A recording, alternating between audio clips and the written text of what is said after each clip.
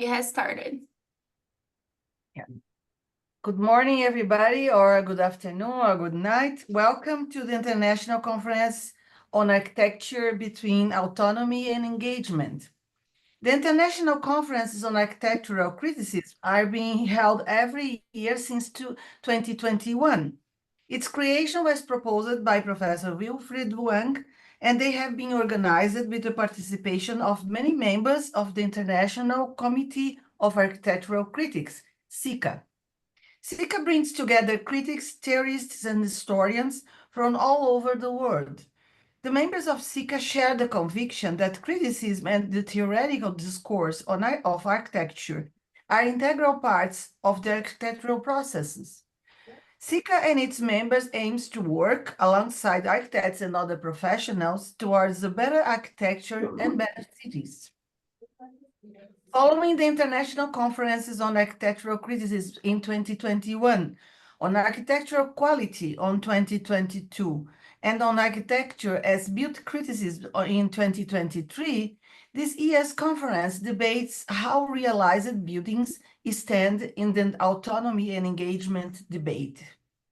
The conference is held online. It comprises 4 online sessions. This is the 4th one, to allow the participation of people of every continent.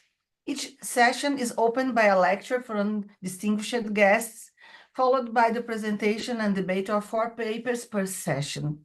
This year's call for papers received around 80 propositions from 3 continents.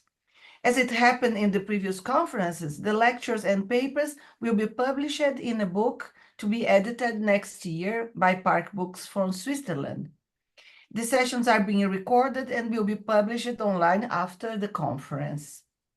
In this year's conference, we have received distinguished guests like Denise Scott Brown from Philadelphia, Álvaro César from Oporto, Nzinga Mibub from Dakar, and today we are receiving architects ROSSANA and NERI from Shanghai. In the name of the organizing committee, I'd like to thank all the scientific committee colleagues, all the participants, and most especially our very dedicated support team. Now I give the floor to Professor Wang, opening remarks as today's chairs also. Thank you very much. Thank you, Ruth, for your introduction, and thank you everybody for coming to this event online. We had 3 very interesting first sessions. It seems like a long series of events, and when it's all over, everybody feels sorry that it doesn't continue. But here we are. Thank you, ROSSANA who is in the United States, and NERI, who's actually also in Shanghai, for agreeing to be a keynote lecturer in this series of 4 lectures.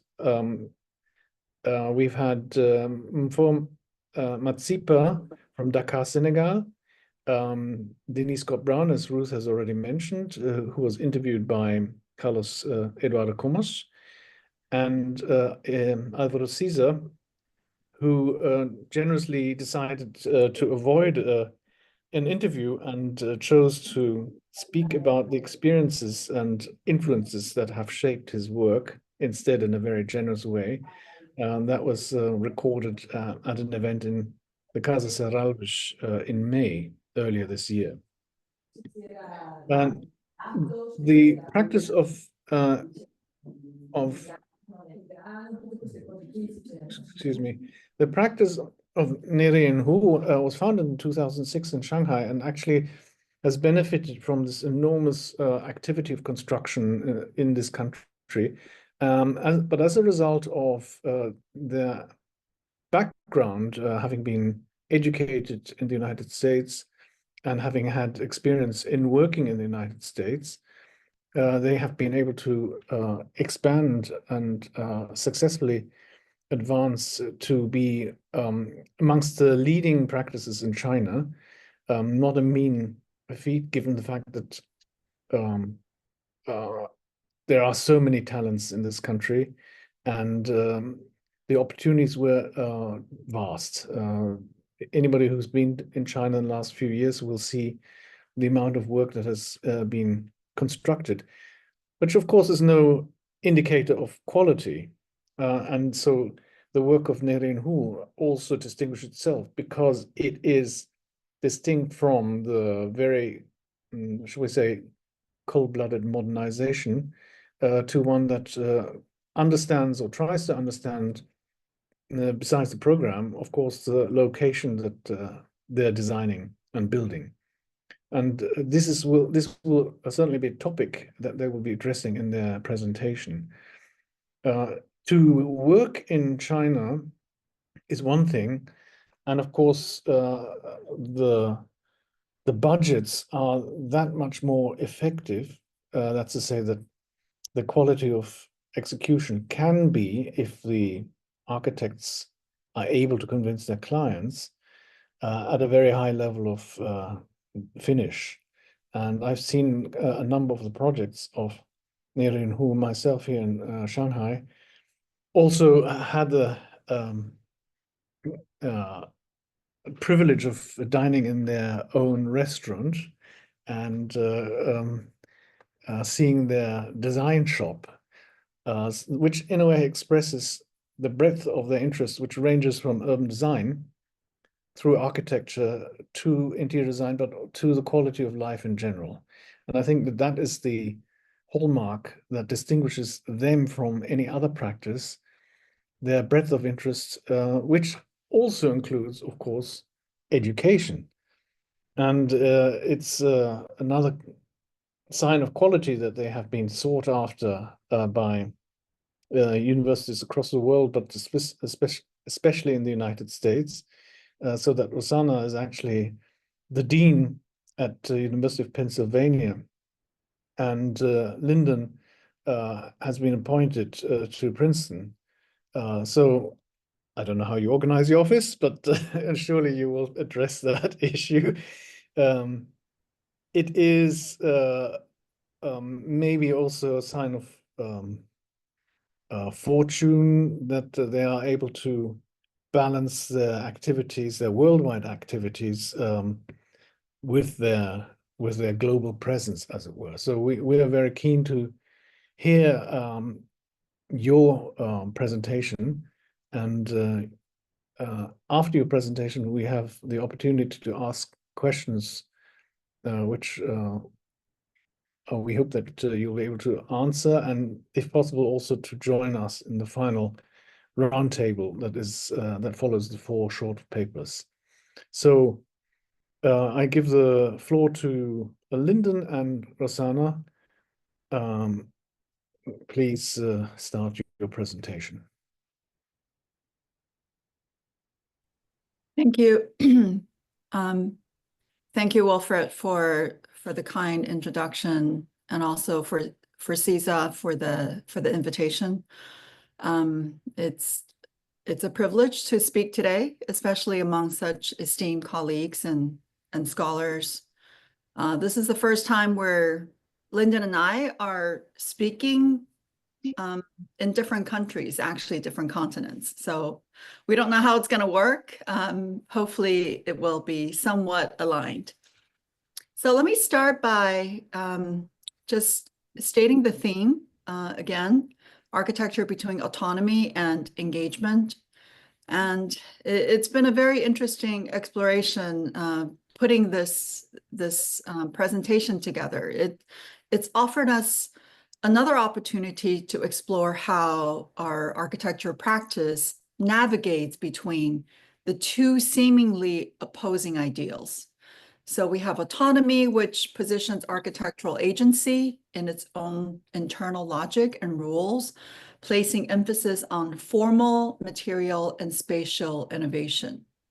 And on the other hand, we have engagement, where architecture responds directly to social, cultural, and climate needs, while autonomy encourages architectural purity and intellectual rigor, something LYNDON and I have enjoyed since we were students, starting from Berkeley, where we were both, where we first met as undergrads, and then I went on to Princeton, get my master's, and LYNDON was at the GSD, I believe, when Wilfried was there. So there's that autonomy that we really enjoy in a disciplinarian rigor and study. But also there's the reality of urban life and social interaction that demands that architecture also address human needs in the real world. So before we delved into the issues at length that Rosanna described, we want to share with you the condition we were in when we started our practice in Shanghai about 18 years ago. 18 years ago, our practice was founded in Shanghai, China. And China at that time was already growing at an unprecedented rate, economically at the expense of its own neighborhoods, actually. The word "cai," this particular word, meaning to demolish, to destroy, is depicted here by images taken by WANG. This was the state and context we were under. Did we have aspiration to do new buildings as young architects? Absolutely, yes. Did we want to experiment with new forms? Certainly. Were we given those opportunities? Absolutely not. A lot of those buildings that you see were all high-rises, and we certainly had experience in America, but never in those contexts. But at the same time, we were also quite alarmed by the state of the urban conditions, where demolition of neighborhood were done at an unprecedented rate. In fact, a few years after, the entire nation was thrust into the post-Beijing Olympics building frenzy, as China was starting to enjoy a newfound limelight on the global architectural stage. I'm not saying these are bad or good, but you can see that architects and developers were trying to outdo one another by experimenting with forms and typology that were often very foreign to the context that we were in. So as a practice, we had to take a stand to reject, in many ways, the glamorization that everything in the built environment needed to be a spectacle. We argued, both Rosanna and I, that newer is not always better, especially if it involves the demolition context, physical or cultural.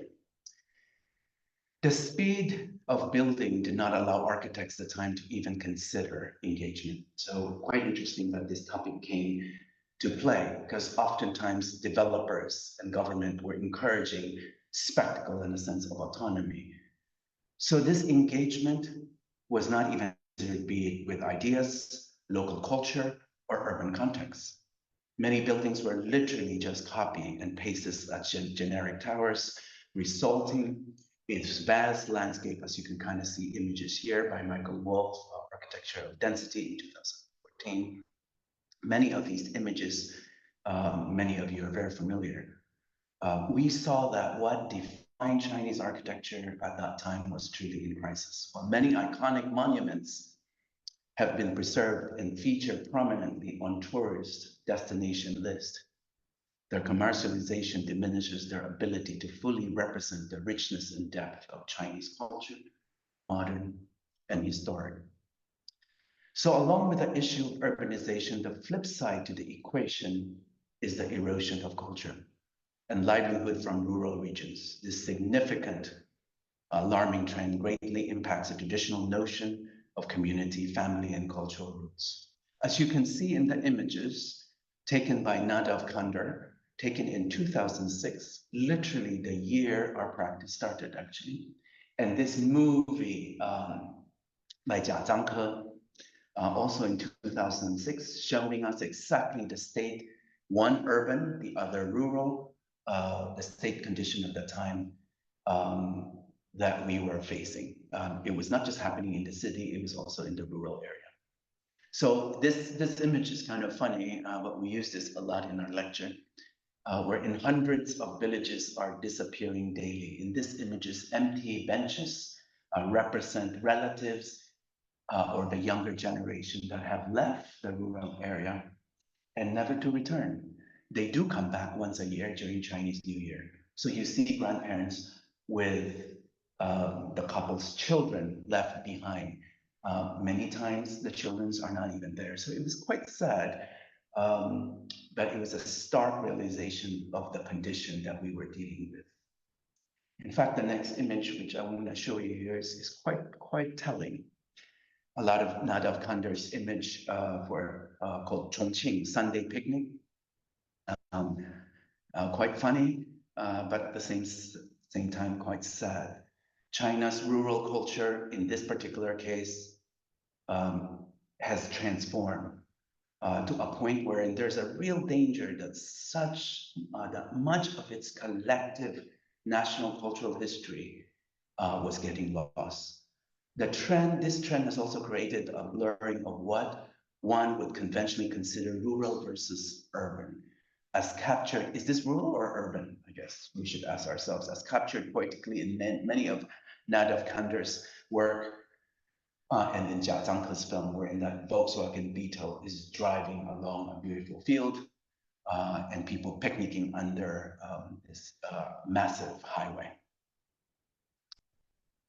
So in response to our project's context, which you will see a lot today, over the years, we found that a more nuanced dialogue between engagement and autonomy is needed to produce meaningful work. Even though both are often seen as opposing forces, they can also complement each other. And I think it's the complementing each other that we will be showing today, that relationship between the two. Jürgen Habermas' theory of communicative action provides a framework for understanding how these concepts can coexist in a complementary way. He argued that critical dialogue between autonomy and engagement allows architecture to maintain formal rigor while remaining open to societal critique and responsive to external needs. This dialogue suggests that buildings can retain their formal and structural independence while addressing urgent social, cultural, and environmental challenges, as I stated earlier. Rather than being mutually exclusive, we hold the stance that autonomy and engagement can work together and should work together, complementing each other to create designs that are both innovative and contextually responsive. Autonomy provides a foundation for formal and material innovation and exploration, while engagement ensures that these innovations are grounded in social, cultural, and environmental realities. This integration thus creates designs that are both meaningful and relevant, addressing the needs of society while advancing our discipline. So today we aim to illustrate this in 4 of our projects, all of them in China, to demonstrate how a certain sense of autonomy can result from acts of engagement.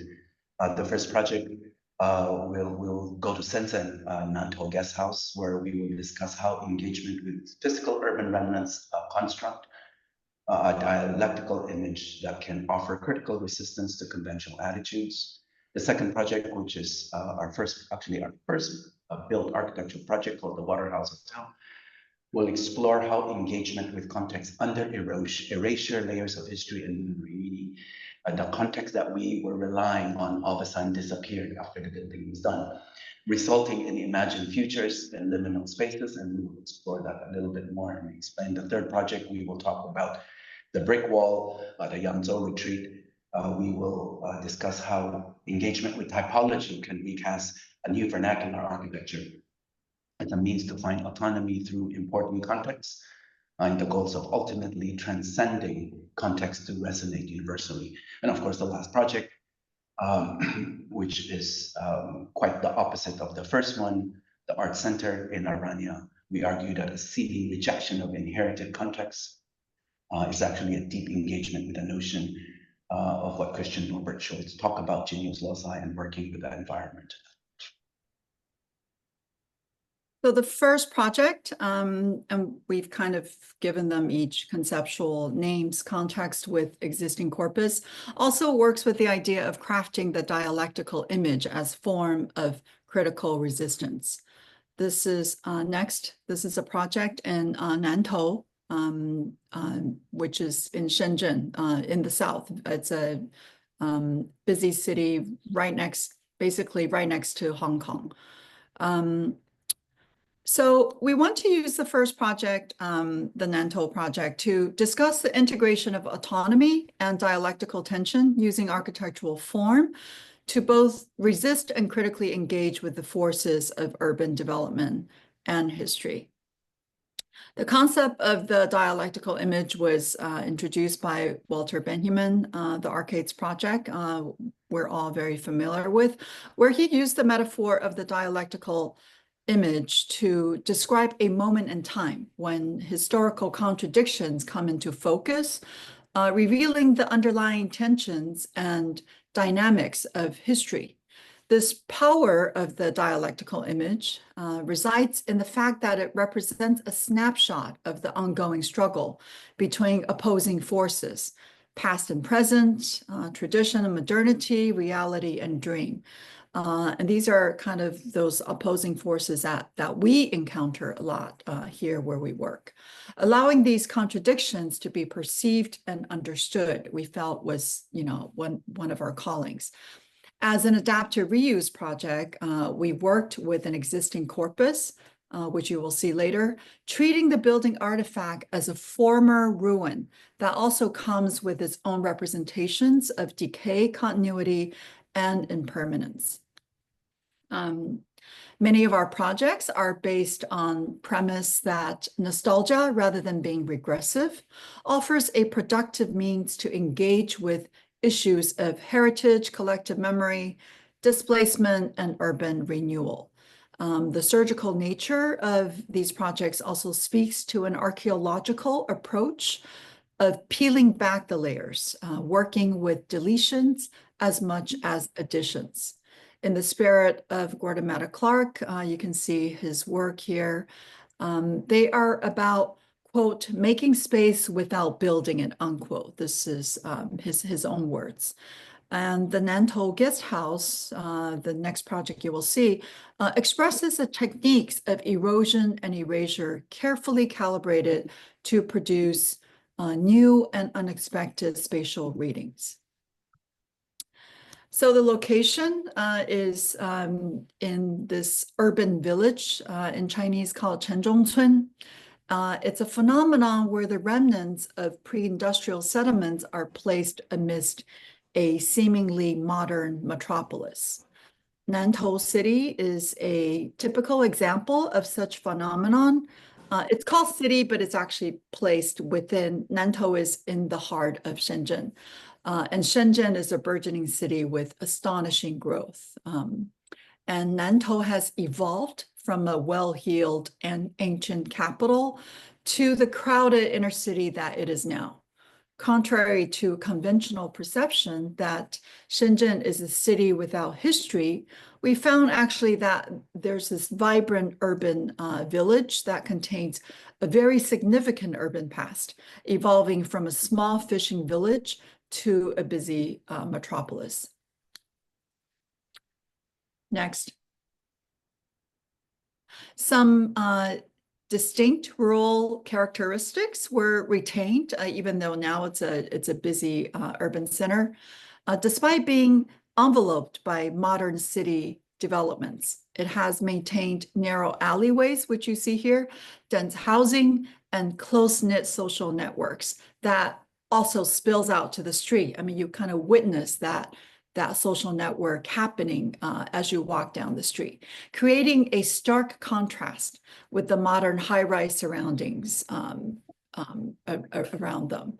So visitors today are immediately immersed in the tightly knit alleys, the plazas, the dead ends, and the residents, street vendors, unsupervised children who are playing, and nomads alike create this noisy and vibrant scene that is very much characteristic of this area. Next, the project's engagement with the surrounding urban village reflects our commitment to respecting and integrating with the existing context. We were to intervene on this 8-story tall existing building and to transform it into an 11-room guest house. So this is the building. This is how we saw it, how it was left to us. Inspired by the colorful life of the alleyways, we sought to reflect on the cultural heritage of the mundane. Throughout the research and also the design process, Svetlana Bohm's writing on the topic of reflective nostalgia guided our design approach. Rather than simply mimicking the past for the superficial material effects, the project has sought to unearth the possibilities that's hidden behind various past that could reinvigorate a new sense of place. Next. So by carefully stitching the building into the existing fabric, the design ensures that the building interacts fluidly with its surroundings. There's a delicate balance between engagement and the urban fabric here, and autonomy of the architecture form. This interplay between context and independence shapes the project's approach to adaptive reuse, allowing the building to respond to both the surrounding environment and its own internal logic. You'll see that this is the public entrance opening to a public plaza right in front of the building. This is also on the ground floor. There's an entry threshold, exemplifying this engagement, serving as both an architectural boundary and an extension of the public space. Rather than simply marking a transition between interior and the street, the threshold in this case, functions as a street furniture, inviting the local community to gather and interact with the building, with the life and the program inside. This strategy mirrors Henri Lefebvre's theory of socially produced space, where the architecture does not merely occupy a space, but actively shapes and is shaped by social life. You see the exploded axo here. To engage with a uniquely organic circulation that is quintessential to the urban life, the guest house access and public realms are designed to be woven back into the network of the intricate alleyways that's found on the site. A new site entrance to the guest house is created by extending a side street directly into the heart of the building, as if to invite neighbors and friends into one's private home. To celebrate life in the urban village, as I've described, the existing structure was cut into as a massing strategy. And that's that cut that you see on this image, allowing such urban incision to foster a new public realm on the interior of the previous private apartment block. At the same time, the excavation revealed the many material layers and structures, much like an archaeological site, only to allow new interventions to instigate unexpected dialogues between the past and the present. To cut up or to open up, like we did here, is not it's not about destruction per se, but it's about creating new spaces and new meaning to the building. These cuts you see were not made for aesthetic reasons, but to change the pattern of movement and use. A tectonic language was developed to articulate two contrasting treatments that explore layering and the embracing of fragments. A light screen-like cladding as a primary facade strategy, and a heavier expressive assemblage serve as skyline capping on top, which you'll see more later. So old and new are juxtaposed throughout the building to celebrate ruins, not just as symbols or reminders of the past, but following Bohm's assertion that ruins can take on a different logic, which is not romantic, not Baroque, not melancholic, but a form of toleration of disharmony. This disharmony, in the sense, comes from the necessity of engaging with the neighborhood. The dialectical tension engagement with history is seen here, so that one can go from the narrow alleyway up the staircase. And this cut is expanded to create a new vertical courtyard. The staircase also is acting like a hinge, simultaneously connecting and dividing spaces. They reveal the unresolved tensions in the site's history. There are 9 different rooms. Just showing you little snippets. This is the open bathroom.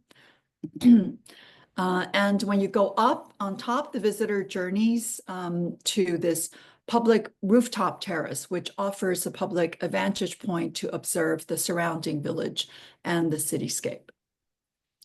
And here you see it in full view. The metallic monolith atop the roof serve as visual markers, connecting the guest house to the urban skyline, while maintaining a distinct identity, architectural identity. The project's success lies in its ability to fulfill both roles, to engage with the community and context, while exploring its own formal possibilities. Through the use of dialectical imagery, the project not only reflects the tension of urban development, but also critiques the socio-political forces that shape it. Now we have a short film. So you start seeing the cut in the city becoming the stairs. And this is the stair. And a new metal skin makes a new clear facade. Moments of detailed encounters, material, texture, magnify the contrast and tension of old and new. The past and present are juxtaposed throughout the building, the ruin, not just as symbols, as I said, asserting that ruin can take political logic. One that is not romantic, but a form of toleration of disharmony.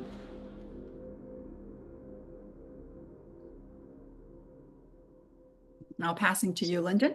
So the next project will deal with context under erasure or evolution, a context that we rely on, but later on, obviously, and that's not new in China, wherein the context that we were working with was demolished. So the next project, which dealt with this, is the Waterhouse, which we will use to discuss how engagement with context under erasure or disappearing history result in imagined future in liminal spaces. So this next project, in many ways, our first architecture project, will be used to discuss how engagement with context, as I said, under this intense demolition or erasure or a moment of disappearing history, allow us or forces us to think ahead. The Waterhouse project epitomized this idea of liminality by existing in the space between the past and the present, autonomy and engagement, history and modernity. The notion of liminal spaces as transitional zone is influenced by thinkers such as Homi Bhabha, who described the third space as cultural threshold where identities and ideas are contested and redefined. Liminal space or spaces and the notion of threshold represent a space of ambiguity and engenders new possibilities and changes. These spaces become the stage for transitory and frontier events that possess agency for disrupting and challenging the status quo. We often looked at Rachel Whiteread's work, as you can see here to the left, because many of her artwork deal with notions of objecthood, memory of home, the home as a trope. She often highlights an interior by doing just the opposite you'd expect, negating the void to reveal the past life of a space or object. By making the making a cast of the spaces, she gives us a new reading of the invisible relationship. Turning void into matter. Her work and Robert van der Hel's work, which is a photograph of a lot of Shanghai demolished building. The photograph highlights the significance of mundane objects, things often overlooked in our daily lives. Of course, images to the right here is from Orhan Pamuk's concept for his Museum of Innocence, the novel which intricately weaves personal memory with historical narrative, offering a reflection on how history and individual experience intersect. So when we think about engagement and autonomy from an urban perspective, we often reference Rossi. Rossi conceived the city as a living entity, constantly transforming and accumulating its own consciousness and memory. Rossi argued that architecture's value resides within the forms of urban artifacts, which continue to structure the city even after they have shed their functions. It is not a question of if, but when today's newly erected buildings will become another architect's found ruin. The question we raise is rather simple. How do we create built artifacts that can retain a meaningful presence for generation to come? Not so much about arrogance, but a sensitivity to the next generation that the buildings we passed on. So this particular project is located on the Bund of Shanghai, where during the concession era, the British led the way for Europeans and the Americans to cut up parts of Shanghai for their own occupation. This area was so-called international settlement. It's at once glorious, but at the same time shameful. But today, it represents the pride of the Shanghai cosmopolitan past. In fact, when we inherited this building, when we were told that we were getting a project on the Bund, I was really excited. But then we realized very quickly that the building is located on the southern part of the Bund and was a 1930s three-story concrete shell that was once a gangster warehouse for opium, then later a Japanese police headquarters, and was later to be demolished. In fact, the client, it was a combination of a Singaporean developer and a Chinese developer. The Singaporean actually thought that there was some remnant that could be kept, but the Chinese developer thought maybe we should demolish this. Of course, as young architects at that time, we were quite excited at the possibility of creating something new. But what was mind-boggling for us was when he proceeded to say, I want a new form of architecture here, if you could stylize it like Mayfair, London. To him, that was the new autonomous spectacle building that he had wanted. That really rattled both ROSSANA and I. And so when we were awarded the commission, obviously we convinced them that this is the best way.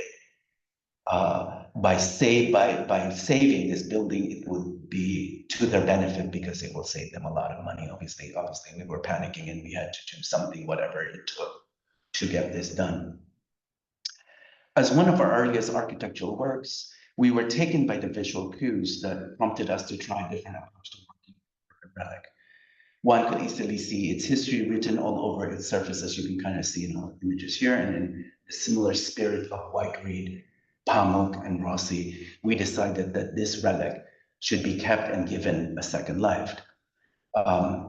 We started sketching our way at the possible way of keeping the remnants. The design of the waterhouse in here draws heavily on the concept of reflective nostalgia, as ROSSANA talks about, a term coined by Fernando. Unlike restorative nostalgia, which seeks to reconstruct an idealized past, reflective nostalgia accepts the contradiction of history in the tensions and follows multiple narrative plot lines. It ceases offering any singular interpretation of memory or identity. The waterhouse here, with its mix of crumbling walls, exposed brickworks, and modern materials, the addition above, with corten steel and glass, embodies this reflective approach.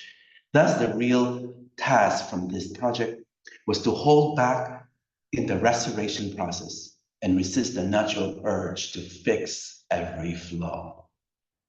The architectural concept behind Our renovation rests on a clear contrast of what is old and new. We consciously chose to preserve the imperfections of the building, allowing them to stand as markers of historical transitions while introducing new architectural elements that point towards the future. This architectural design process, peeling back layers, very similar to Nanto, but maybe a little bit different in terms of its inspiration, and adding new intervention evokes a sense of where the building negotiates between its historic past and modern functionality. While some of the spaces have been refinished and smoothed over, some portion of walls are left crude, exposing crumbling bricks and delicate lathwork behind the deteriorating plaster. Equally purposeful as respecting the demarcation between the old and new is conversely erasing the boundary between public and private. We are interested in breaking down the visual, oral, and physical limitation of personal space across various scales, which is very similar to lane houses in the city. Liminality in this particular case is expressed through the blurring of the interior-exterior as well as in between the public and private realms, creating a disorienting yet refreshing journey. We made a visual connection of unexpected spaces, not only to help one discover and explore, but also getting lost while some of the spaces have been refinished and smoothed over. Some portions of walls are left crude. Equally poignant in this case was the 3 stairways that we had preserved. Many of them could have been bigger rooms, but we convinced the client that this particular condition was actually quite helpful. We kept many of this stairway with their patina kept intact. You can kind of see some of the crumbling walls, the old and new, are very much prevalent. The sectional qualities here, very much like the lane houses, are prevalent everywhere. This visual connection of unexpected spaces not only bring an element of surprise, but also force the guest to confront the local urban condition. Where visual corridors and adjacency in tight long tongues define our unique Delhi experience. You see this little girl in the room above, looking down into your balcony. In this very conception, the Waterhouse seeks to question the typology of a hotel, how to interpret notions of home and domesticity in a foreign environment, and how to give meaning to the experience of a traveler as opposed to just merely a tourist with a checklist of things to see in Shanghai. So we challenge the most basic ritual of daily life by transforming their familiarity with something wholly unpredictable. For instance, connecting glass window by having glass completely open. Of course, you can have your privacy. That slit right in the middle looks down into the restaurant. We also have bathing experience in a glass box, which is not seen in here. By amplifying this constant play between notions of comfort and discomfort here, we start to challenge and question what we are after in terms of this idea of what Shanghai is. As in Nanto's guest house, this project also worked with internal logics that fall under autonomy and design thinking, material contrast, structural, tectonic coding, and interior spatial design. We have been very careful to delineate where new elements are inserted and where the old should remain untouched. We created our own rules to a certain extent. Tectonic legibility is clearly expressed where we reinforce steel structure are all painted black. Those are new to actually strengthen this existing building.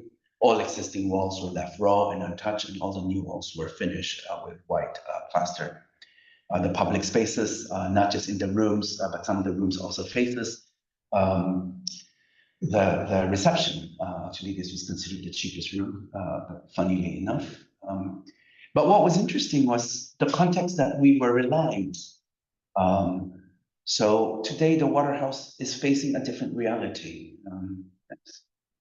So today, the Waterhouse is facing a very different reality because the context that we were relying on were in the bathtub views, looked into corridors, looked into external context that was very important, that we had painstakingly taken into account while calibrating views from interior back to urban sceneries no longer exist. After it was done 6 months later, the very context that we were relying on were all demolished. Yet we don't see this as a condition of resolution that diminishes the project in any way. In fact, we find that this turn of events only further heightens the Waterhouse as a third space. Sorry, I think my camera just went on. Occupying a liminal threshold. In this sense, the building carries with it now more than ever an ever stronger sense of being forever suspended in the algia or longing that Svetlana Boym describes. So in conclusion, the concept of liminality offers a critical lens through which to understand the balance between engagement and autonomy in architectural design. The Waterhouse serves as a prime example of how liminal spaces can act as sites of cultural and temporal negotiations, where past and present, engagement and autonomy, and old and new are continuously defined. The Waterhouse now epitomizes the idea of this liminal space by existing as a transitional space where past and present coexist without resolution, without a clean plot lines, creating a visceral experience of temporal liminality. So this is the ruin which operates as the muse to elicit visceral.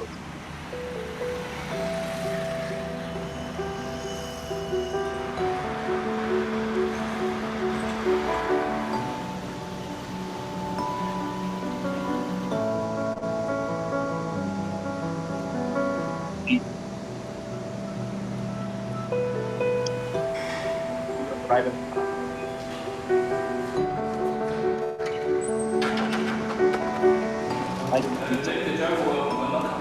Another point is that it's not the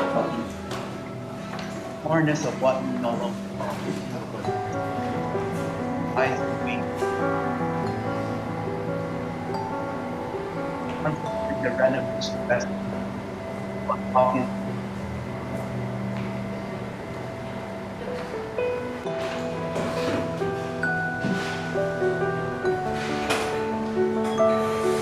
Also a blurring of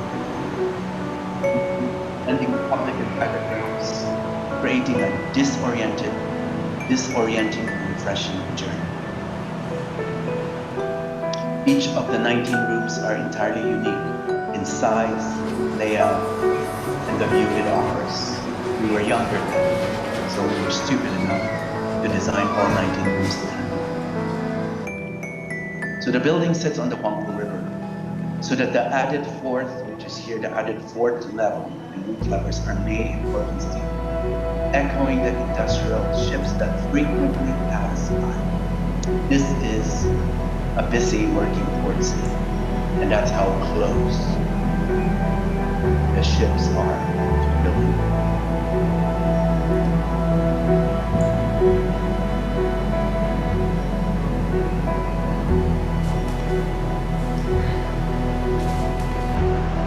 The rooftop overlooks the Lindon high-rises and offers nerve garden with a restaurant. These courtyard shutters are made from recycled wood found on the existing rooftop, as you can understand.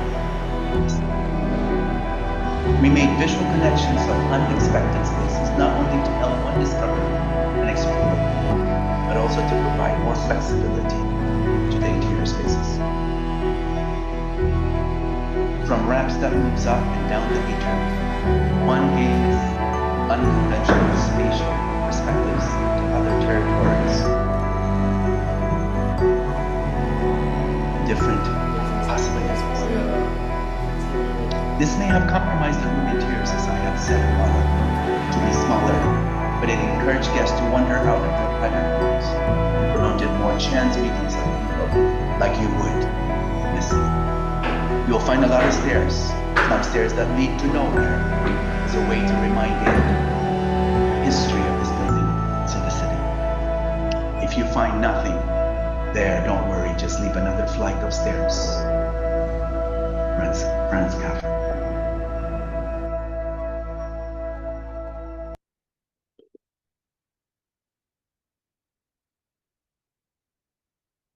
Rosanna, you're on mute.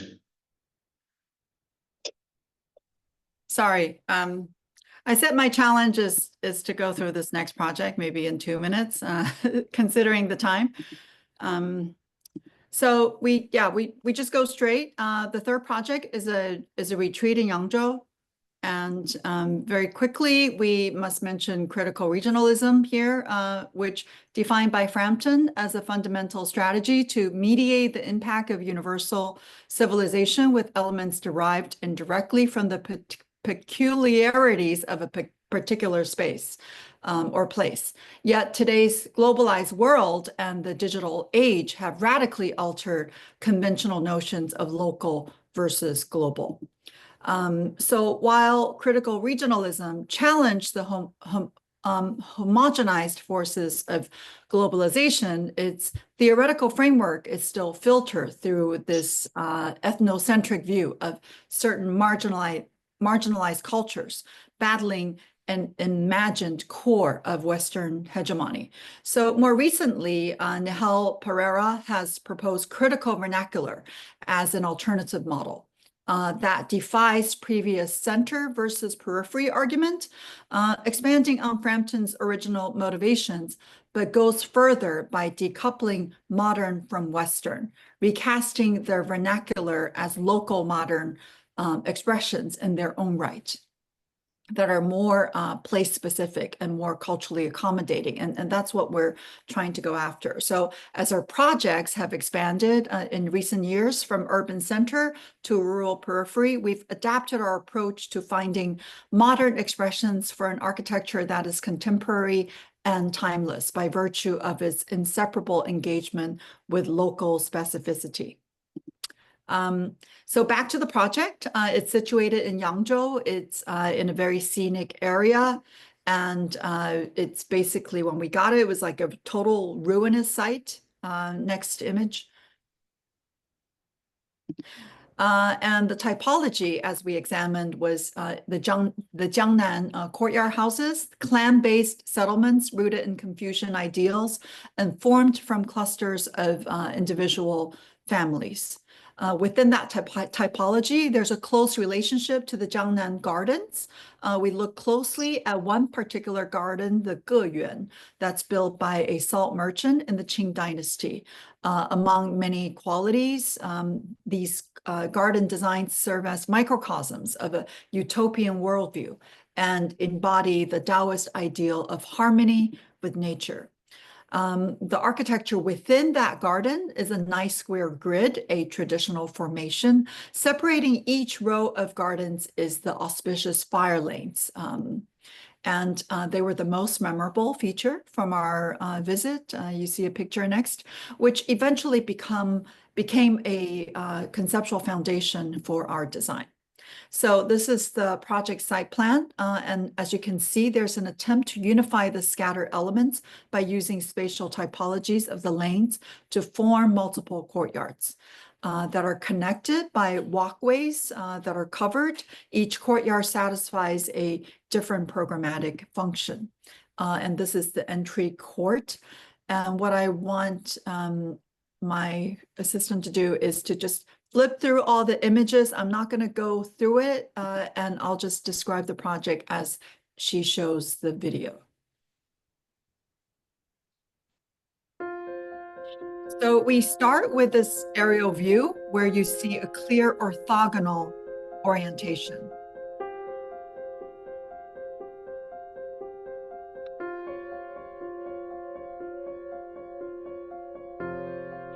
And you see a clear gridded walkway, and these walkways are inspired by the fire lanes that you just saw.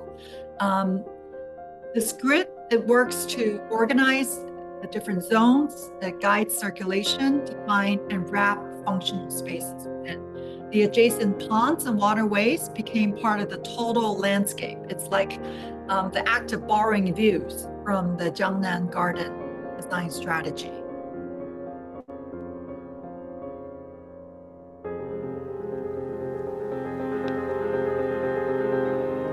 Nearly the entire project is composed of recycled brick, collected from surrounding villages, and they are reassembled on site as pathways connecting buildings, land, views, and people.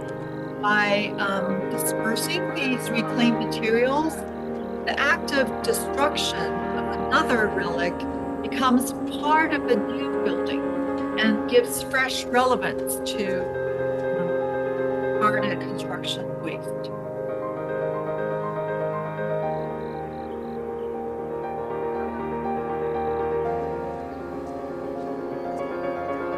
And dispersion in this project applies to the spatial organization, since all the courtyards you see here are scattered within a matrix of alt grids.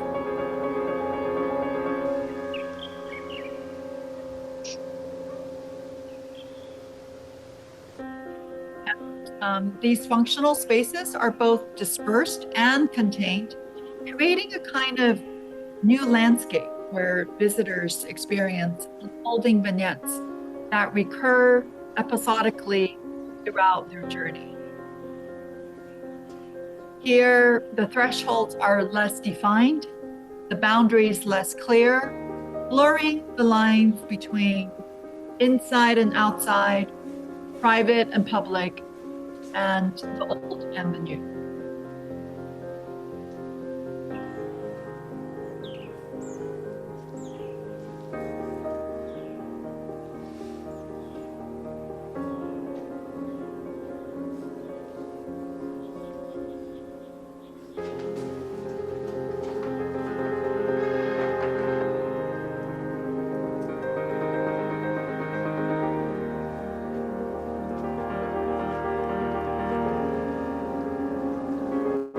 They also form a kind of new garden, one that defies the Jiangnan garden heritage in revealing the paradox of the artificial organic, blurring the zone between nature and man-made. So we saw this project as a chance to recast a new vernacular rooted in the past, but ushering the future in a critical way. This notion of autonomy in this context also invites reflection on its interpretation in Chinese versus Western philosophical traditions. In Western thought, particularly in the Kantian aesthetic, autonomy is often tied to the idea of independence from external pressures. In contrast, the Eastern thought, particularly in Confucianism, emphasizes harmony and balance within a larger societal and cultural framework. Lyndon. So the final project we will show is the Aranya Art Center, located in Qingdao. This project can in many ways be perceived to occupy the opposite spectrum of the first Nantou guest house project. In that its form, tectonic material, and spatial expression all seem to reject its surrounding fabric and context. If Nantou uses the dialectical image as a subtle form of critical resistance, then Aranya is the overt critic. In contrast to the notion of stitching urban fabric, Aranya consciously disengages from its immediate surrounding, which is best described as the faux Mediterranean style town. Is in response to this condition of disnification, which produces a very fabricated sense of place, similar to the environment described by Venturi and Scott Brown in their seminal work, Learning from Las Vegas. We propose a reframing of context as genius loci, a spirit of place, a concept articulated by Christian Muller Schultz. This place was made famous, obviously, by Dong Gong's Lonely Library, his chapel, and Open Architecture's June Art Museum. So you can imagine when the client called us, we were quite excited because we thought we were receiving one of these exact same site. With all these beautiful horizon that we can work with. We were gravely mistaken because immediately when we were told, we were given a picture of this image that it was actually to be located in the middle of this fake Mediterranean village. So despite the straightforward and disappointing brief, of an art center, disappointing in that the site was not that beautiful view of the beach resort. We knew that Aranya as a community had a strong emphasis on the spiritual nature of their lifestyle, ideology, a oneness with the environment. That was made very clear by the client, the founder. So the design scheme is as much about the internal courtyard, a communal space for the residents, as it is about the exhibition being displayed in the center of this particular building. The building takes on a simple geometric massing that maximizes the building footprint to impart a decidedly heavy elemental presence. So what we were trying to do in this case was to actually reframe by asserting its monumentality as a critic of its immediate context, using primitive geometry as a means to give form to the abstract concepts of presence and absence. The building's fortress-like exterior conceals a central void space, serving as the heart of the building. The circular courtyard defines the circulation party in the ancillary exhibition space. The art center looks inwards towards a void to connect with its redefined context. Nature by way of sky, air, wind, and rain. Initial sketches showing the intention of framing the sky and having that amphitheater filled with water when it's not working. So the exhibition galleries here, that flags this courtyard was also quite clear in allowing this thick mass to quite work. The courtyard becomes a physical vessel that indexes the ephemeral elements of the site context. Open to the elements, the central water features allow the courtyard to be reconfigured to cater to different functions. Although visually imposing, in contrast to its fabric, the formal language is a nod to the heavier tectonic form of architecture in northern China. The facade articulation and materiality of the building are heavy in nature, so that the building likens a solid rock sitting firmly in this particular shifting environment. Smooth surface reflect the changing sky, while the molded modular units of the exterior walls create a play of shadows above the day. Coming full circle with the introductory dialectical image theme that ROSSANA had talked about, the Art Center offers a stronger rebuke of its context, occupying the heart of the development only to disrupt the highly fabricated, hyper-real context. The dialectical image created here cannot be ignored, challenging visitors with a confrontation of contradiction and putting into question what is authenticity. The atrium is that void that creates the architectural presence. The art center looks inwards. Only nature impacts sky, air, wind. With a thick massing of the building volume, it's a series of interlacking spaces that visitors breathe. The journey is choreographed with the views.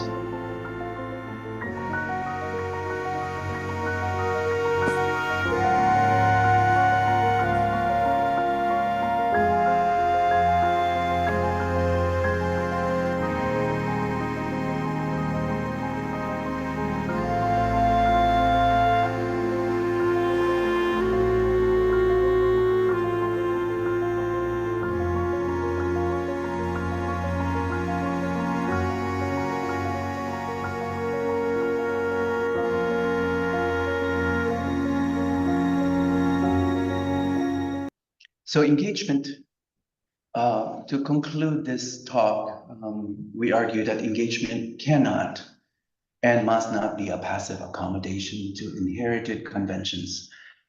It demands instead an active and dialectical exchange, a relentless interrogation of the very context, the condition we respond to, and the roles we are asked to play. Henry Ford's retort that had he asked what people wanted, they would have begged for a faster horse, serves as a stark reminder that blind compliance stifles innovation, tethering us to the known and depriving us of the yet to be imagined. The approaches to autonomy, no doubt, vary among architects. Our tools and methods diverge. Our aesthetic sensibilities clash. But beneath these differences lie shared philosophical foundations, a collective aspiration for formal innovation that holds the key to architecture's agency in society. This agency, however, does not rest upon architecture's anxious pursuit to justify itself as a higher art form, a lamentable tradition that has often sought refuge in the mythologies of origins, the construction of treaties, or the fevered drafting of manifesto, from Plato's Republic and the doctrine of art as mimesis to our present moment. Architecture's quest for autonomy has often been a bid to resist this reductive classification, an effort to elevate the profession beyond the confines of imitation toward an engagement with higher truth and universal values. But in the end, the balancing act between engagement and autonomy is not a mere intellectual exercise.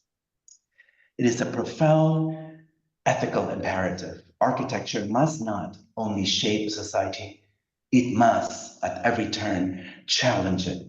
It must not simply mirror the world as it is, but reflect back to us the world as it could be. To forsake this balance is to surrender the very essence of architecture's power, its ability to create and to critique, to build and to question, to envision a future that transcends the limitation of our present. Let us not, in our pursuit of one, lose sight of the other, for it is in this precise tension between them, the duality that often happens in contradictions, that architecture finds its voice, its relevance, and indeed its soul. Thank you. Thank you. Thank you, Rossana and Lyndon, for this very inspiring and very profound presentation. I think you have more than risen to the challenge of the title, and in fact filled the couple, autonomy and engagement, with a manifesto-like presentation that is of a distinguished and polished quality. So I'm not saying that I'm speechless, because I'm not, but I would like to ask anyone who would like to ask questions to raise their hands, to go to the React choice at the bottom of the screen and ask any question. Fernando Diaz, please. Well, congratulations, very inspiring work. But we're used to think of Chinese cities development as tabula rasa. So maybe you can comment further on the context of if there is any preservation or what are the rules that allowed for these quarters to be redeveloped in such a way that so much is preserved of the existing fabric. Thank you. Lyndon? Oh. Please. I just want to make a comment about preservation, and this is, you know, in China there actually is a very high regard for history and for preservation.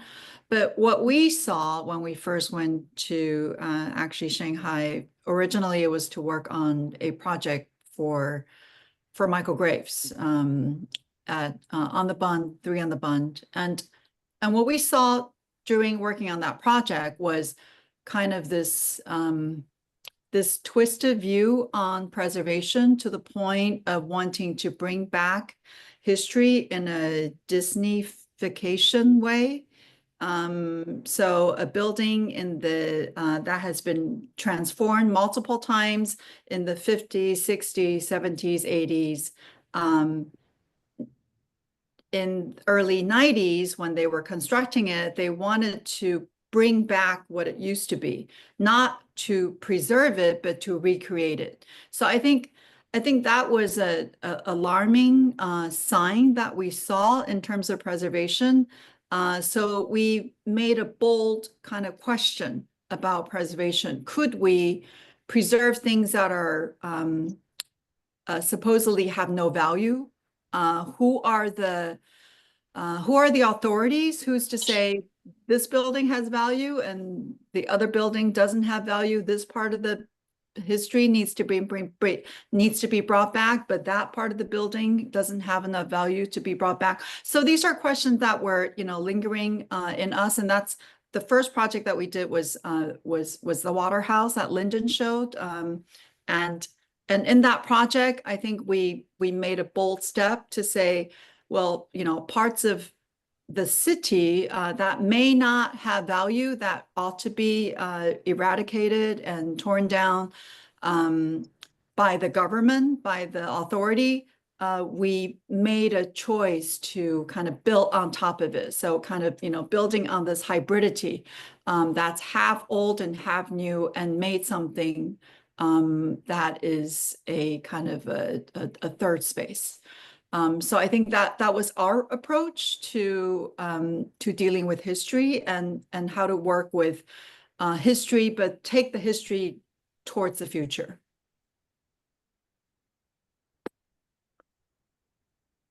Thank you, Rossana. LYNDON, would you like to add to that, or shall we go to? No, I think Rossana answered most of the issues. Any other questions or Yes. comments? Trent. Yes. I think Carlos had his physical hand raised before me. Yes.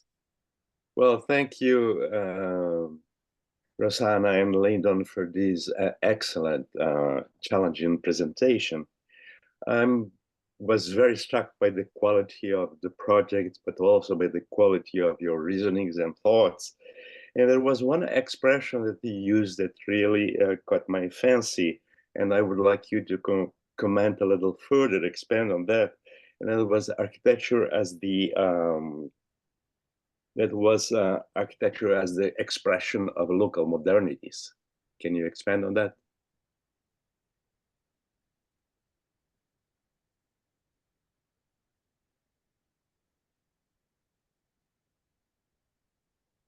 Rossana, please. Yeah, I wasn't sure if LYNDON was going to say something. I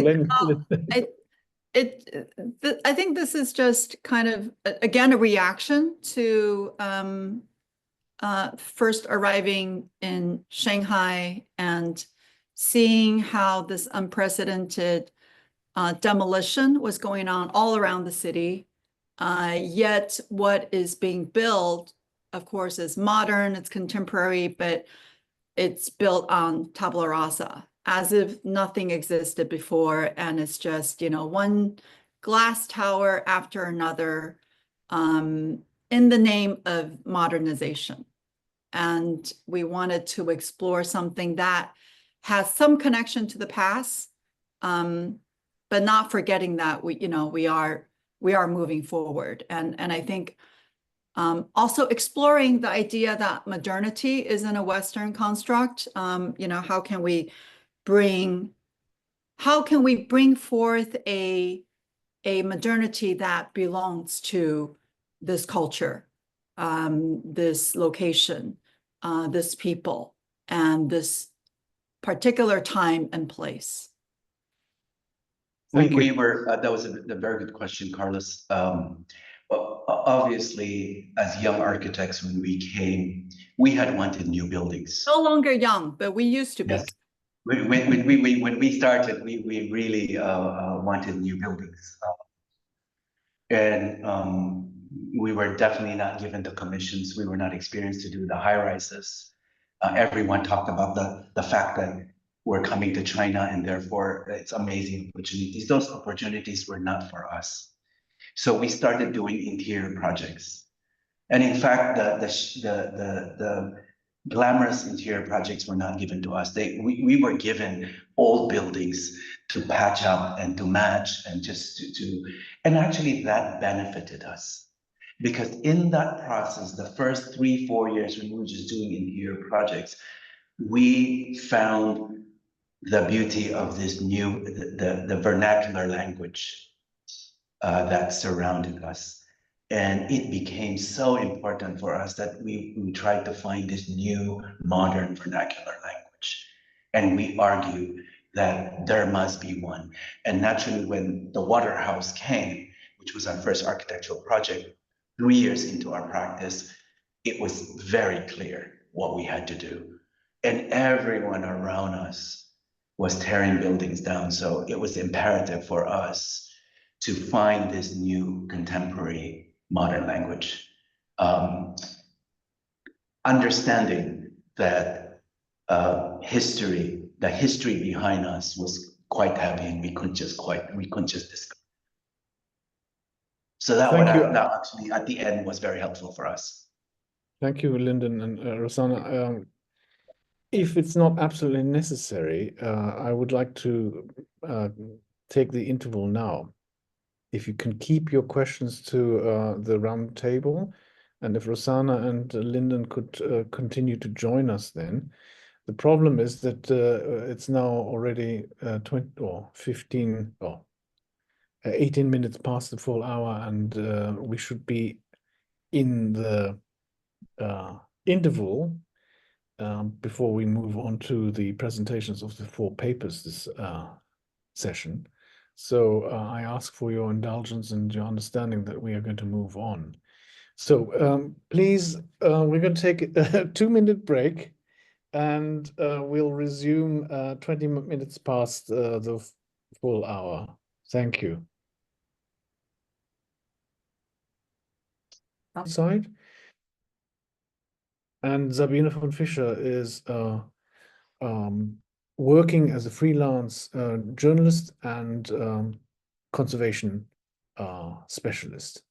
So we welcome Sabine von Fischer and give the chair session charge to her. Thank you, Sabine. Thank you, Wilfried, for organizing the conference, and Ruth and Carlos, and thank you for entrusting me with this task of guiding you through the next 4 papers that we're going to hear. It was a pleasure to read them, and I'm looking forward to hear them presented, and so all of you can share this experience. Just gonna say a few words as an introduction to this next session with 4 papers. The session number 4, the last session of this conference today, is called Autonomy, Engagement, and Creating Sites. So the creating sites as a facet in this interplay of autonomy and engagement refers both to the architectural debate as we are having it right now, and to the sites of the built work that we're discussing, the sites also of our experience. And so we have another chance to dive into these ideas. When sites are created, multiple forces are at work. We have explored during the previous sessions how autonomy and engagement are not stable categories, but intertwined forces at play in the creation of sites. And at the lecture that we just had was a really beautiful and deep investigation on these complex intertwinings. And a lot has been said also in the previous sessions regarding these relations of autonomy and engagement. And I would just want to say that what I think is like if we think of the movement in these fields of forces as trajectories, we can maybe think of the one hand of the context that as one of the trajectory we move along between autonomy and engagement, the context that we create for the built work.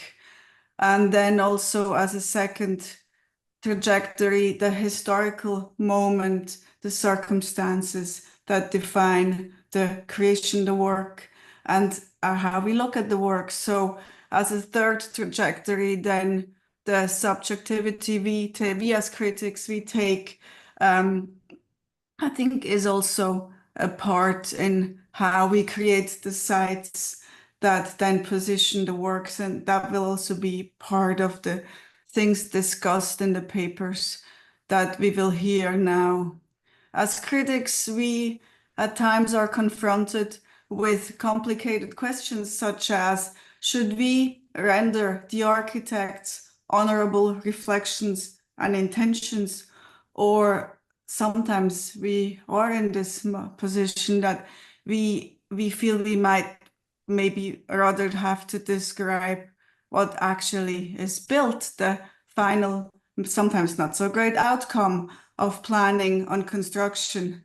And when these intentions and the results diverge, usually under the influence of politics, finance, regulations, should we as critics then write about the reasons and the processes why these matters do not align?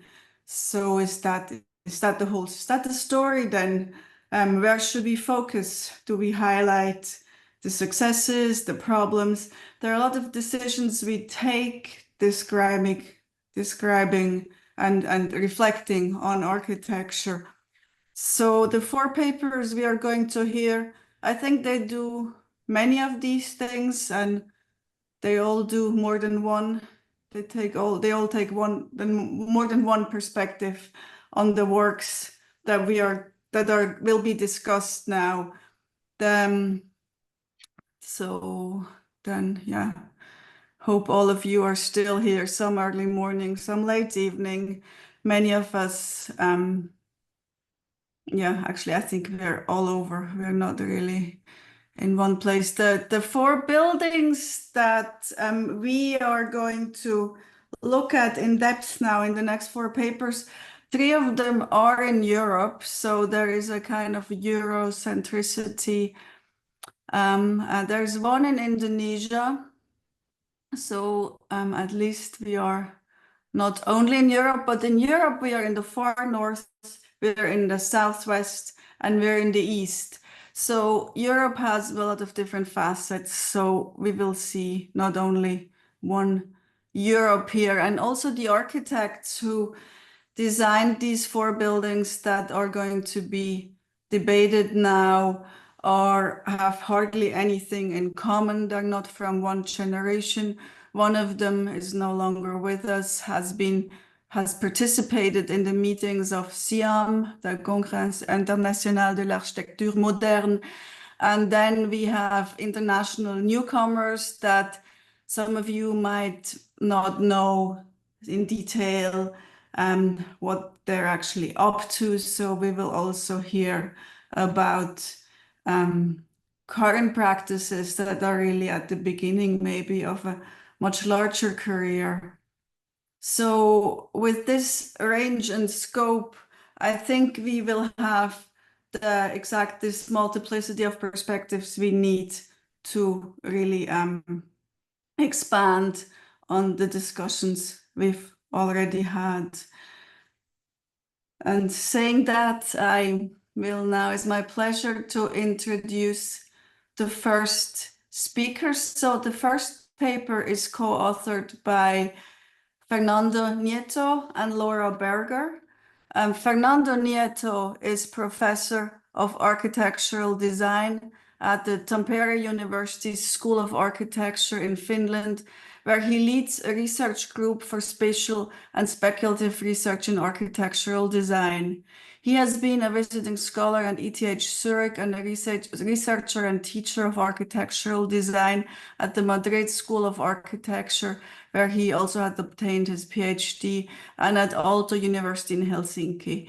His work has received national and international awards, has been broadly published and exhibited. Among his built work, there are single-family housing units and apartment buildings, as well as public socio-cultural buildings, and including libraries, which will be relevant in the paper. He's also the co-founder and co-editor-in-chief of hypothesis research platform, which maybe we will, I don't know, I'm just curious. I try to find out more about the hypothesis.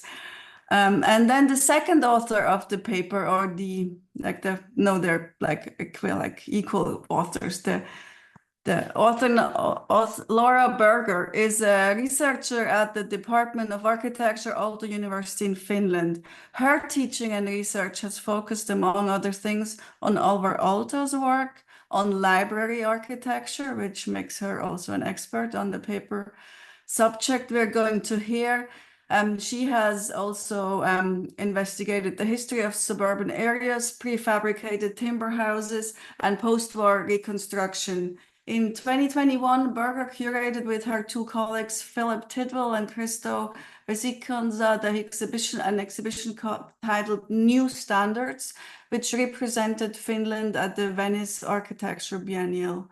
She's been an ASLA Fulbright visiting scholar at Columbia University in New York and a visiting researcher at Roma Tre in Rome and at Sorbonne in Paris, among other places.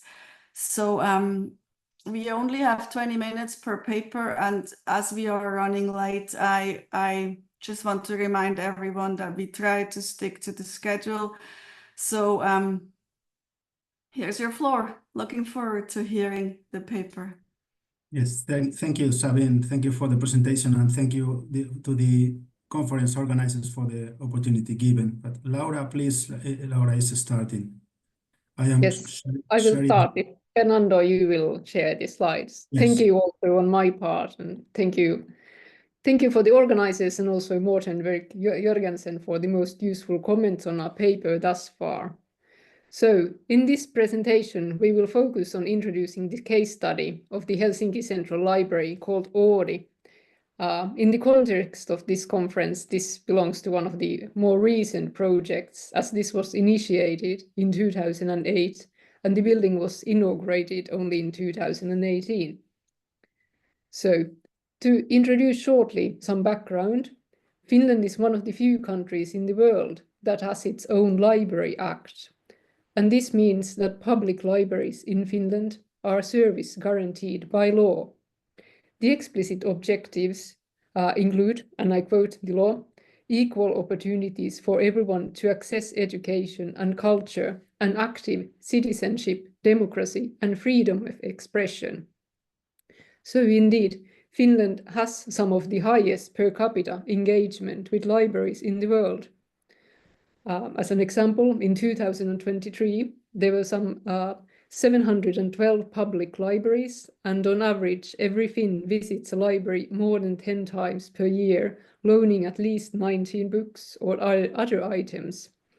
In fact, lending has not been decreasing, which one might expect, but for example, children's loan actually have been going up. And the Central Library Oodi in Helsinki belongs to one of the most often visited libraries in the whole country. So, Finland's first public library opened in Vaasa on the west coast in 1794. Establishing and maintaining libraries became the responsibility of local authorities in the early 20th century.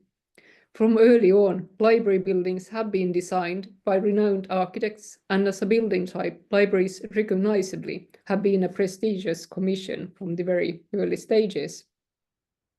And here we can see the old Tampere City Library, where Fernando is from, or teaching at the moment, and the Viborg City Library, which both tell of the ideals of the early 1900s.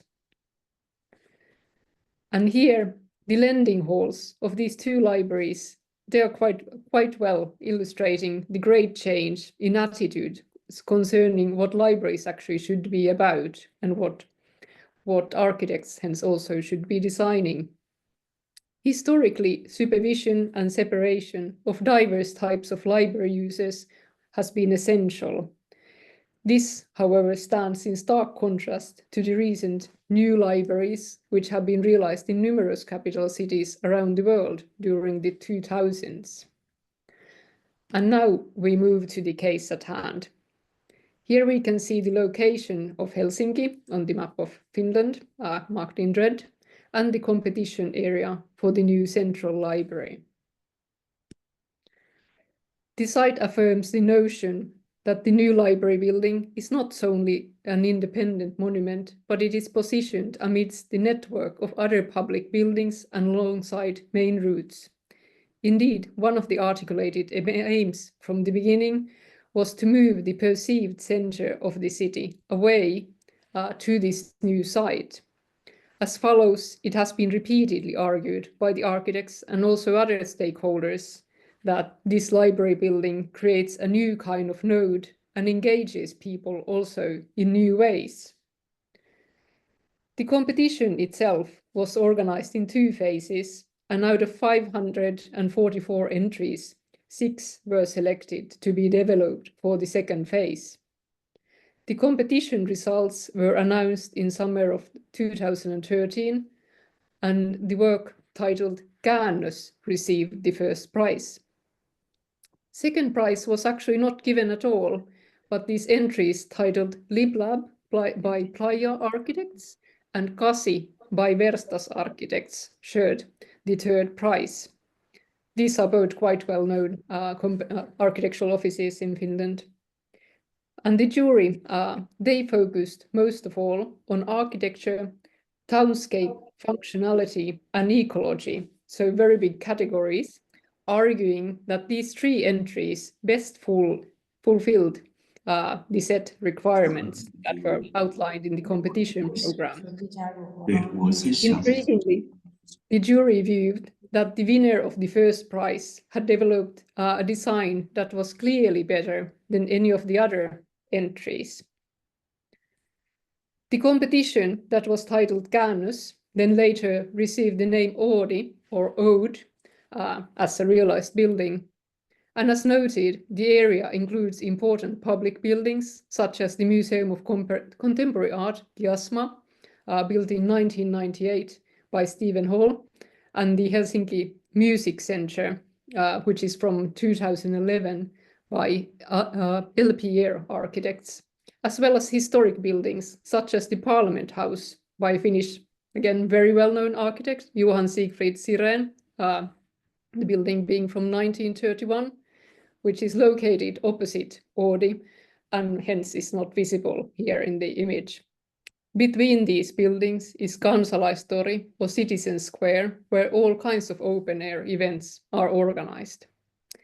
So we proposed to analyze this building, this new library called Oodi, on 3 scales. And now Fernando Nieto will tell us more about these 3 scales.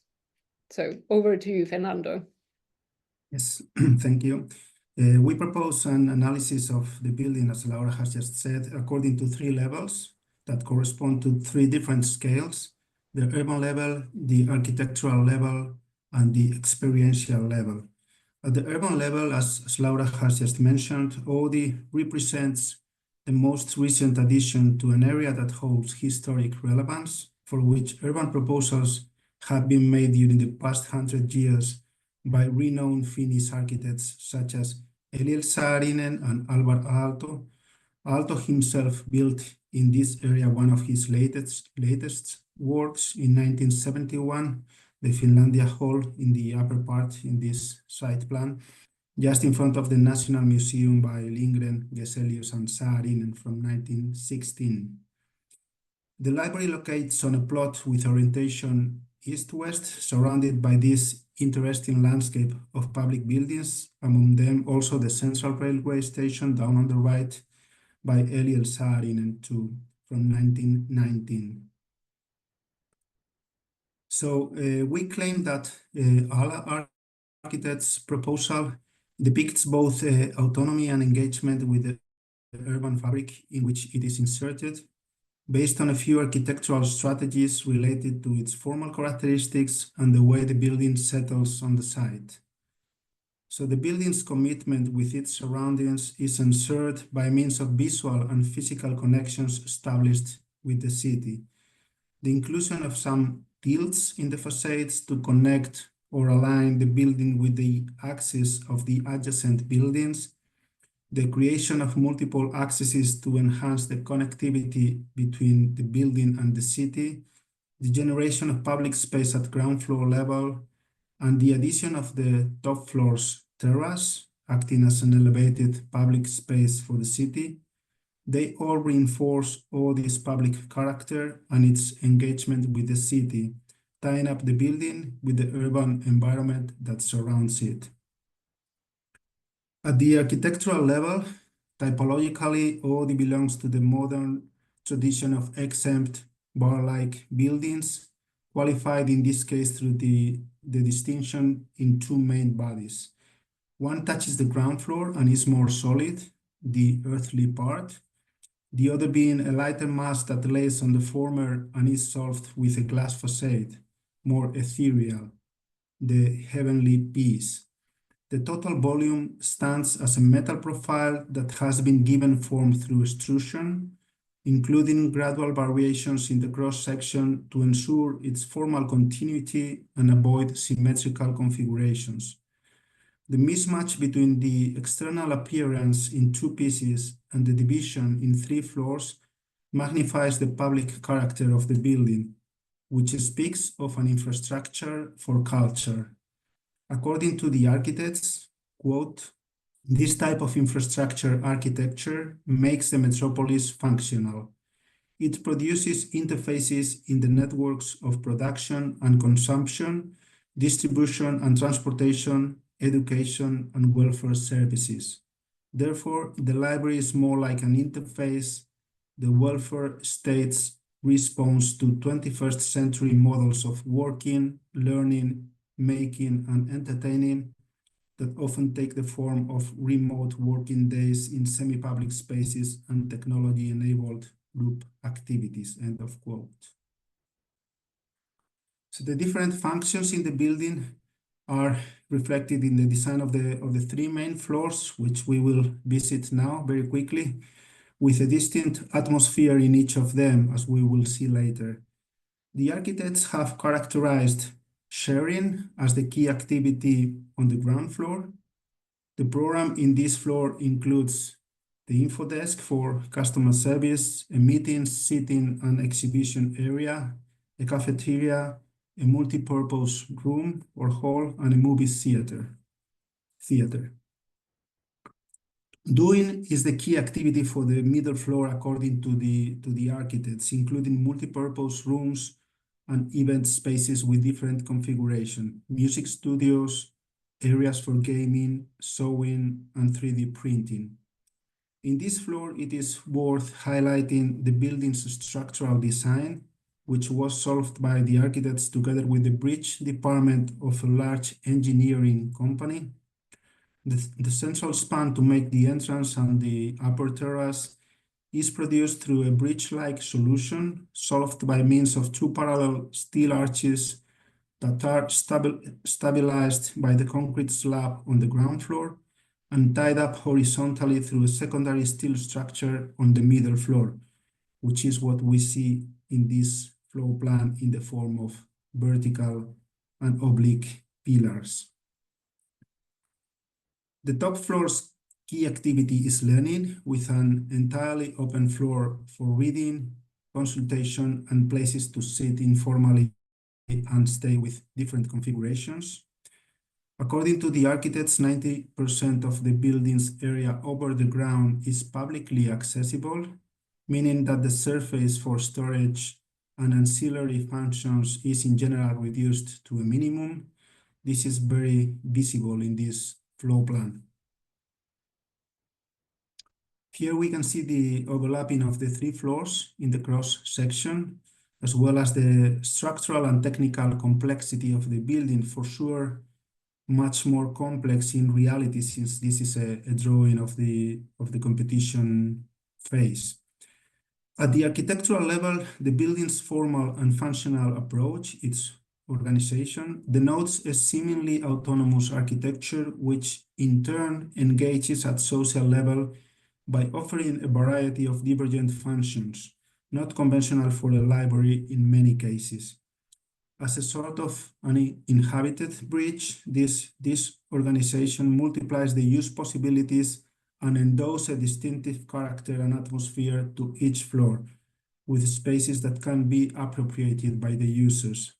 So openness on the ground floor, compression on the middle floor, an open floor again, and visual continuity on the top floor. Here we see a picture of the building's structure in construction phase. We can see one of the steel arches in the main facade and also the middle floor's structure, but I'm not going into detail here. So the distinctive character of the library's 3 floors, according to the different services and functions, entails, as said, a unique experience in each of them. This is achieved by means of design strategies such as the distinct spatial qualities and the choice of materials.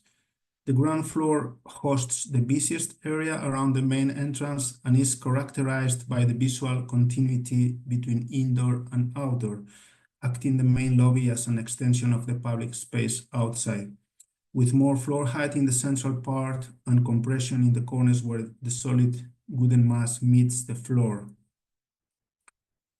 The middle floor is squeezed spatially due to its lower floor height, combining multipurpose rooms for various sized meetings with spaces for informal gathering and seating. Most of these spaces are included in the interstices of the exposed structure, including a stepped area created ex professo, which is quite popular. This floor is more enclosed in its facade to ensure the focus and concentration. The top floor is solved through open, continuous space with a functional configuration established by the furniture, consisting of 1.5 meter high bookshelves and seats that do not interfere the spatial continuity. You can see the similarities here between the plan and the reality. At one end, in this floor, there is a mezzanine that shelters the children's area on the right. At the other end, there is one for reading newspapers and periodicals on the left. Both spaces stress the distinction or separation without walls between quiet and less quiet areas. The continuity of the pavement and of the wavy ceiling ensures the spatial and visual fluidity throughout the whole floor plan. At the experiential level, we can say that the engagement between the building and both the city and its users is remarkable in many ways, as we have seen. This is perceivable through the said strategies, such as the entrance promenade, the glass facades connecting inside and outside, and the outdoor space created at the top level that we can see here. They all allow connecting the building and the people's experience with the surroundings and the city. Since its opening, the building has been actively used, while it has experienced selected changes in the interiors to better adapt its spaces to the varying users' needs. So, in conclusion, analyzing how Oodi is at the same time autonomous and engaged has revealed, as Pier Vittorio Aureli has stated, the importance of a unitary interpretation of architecture and the city to understand architectural form and its autonomy, through the individuality of a truly urban project like this one, as the basis or index for an idea of the city, not in confrontation to it. This way, architecture reveals itself as simultaneously separated from the city and engaged with it as a form of politics. This statement indirectly acknowledges the social commitment of architecture in its role of adding social value to the result of the combination of spaces and functions, which is epitomized in Oodi as an urban social condenser. Thus, the analysis of this project in its condition as a catalyst of possibilities for the city introduces 2 arguments related to the built work itself and the discourse created around it. The first argument has to do, as explained, with the building's condition as autonomous, though locally engaged. Despite the seeming complexity of its formal approach based on a non-rectilinear geometry, the result is rather abstract in its conceptualization, the example of it being any of the pair of images comparing the competition visualizations and the finalized work that illustrate this presentation. In this sense, the first project of the competition entry did entail a truthful locus of abstraction, using Aureli's words, since its supposed strategy of reduction of reality to the exactitude of measure, geometry, and we could add material choices. Please, Laura. Thank you. Still, to add a critical point regarding the contextualization of Oodi and library buildings more widely, we argue that architectural discourse creates a specific lens through which the function, even the general role of public libraries as institutions, is typically perceived. Poignant examples of this are publications where architects themselves describe their projects. For example, the ALA Architects Practice book, where they state that, I quote, "Contemporary libraries, however, are no longer simply repositories of books."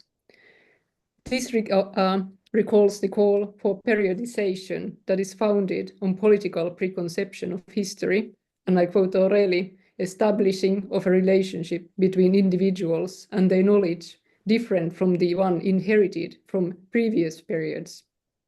While the values and goals in creating public libraries have remained largely the same, architects appear to stress change over tradition, while writings, for instance, by Finnish library professionals have shed light on continuity.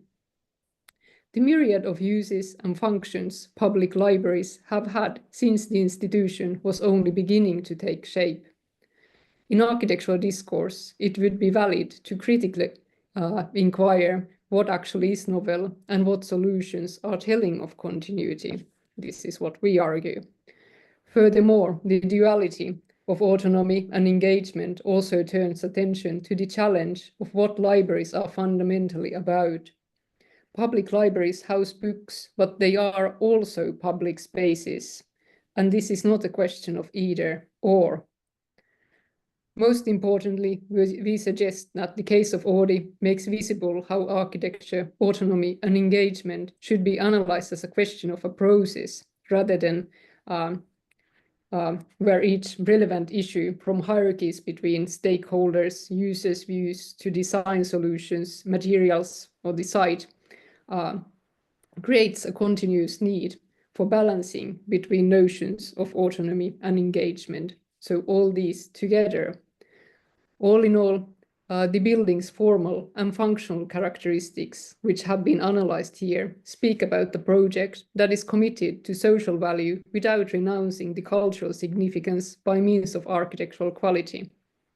While no single building could resolve all challenges and be in a way perfect and please everyone, Oodi does stand out as a project which has, at least thus far, even somewhat surprisingly, been able to fulfill its role as both an autonomous building as well as a place which is attractive and engages various types of visitors. Thank you for your attention.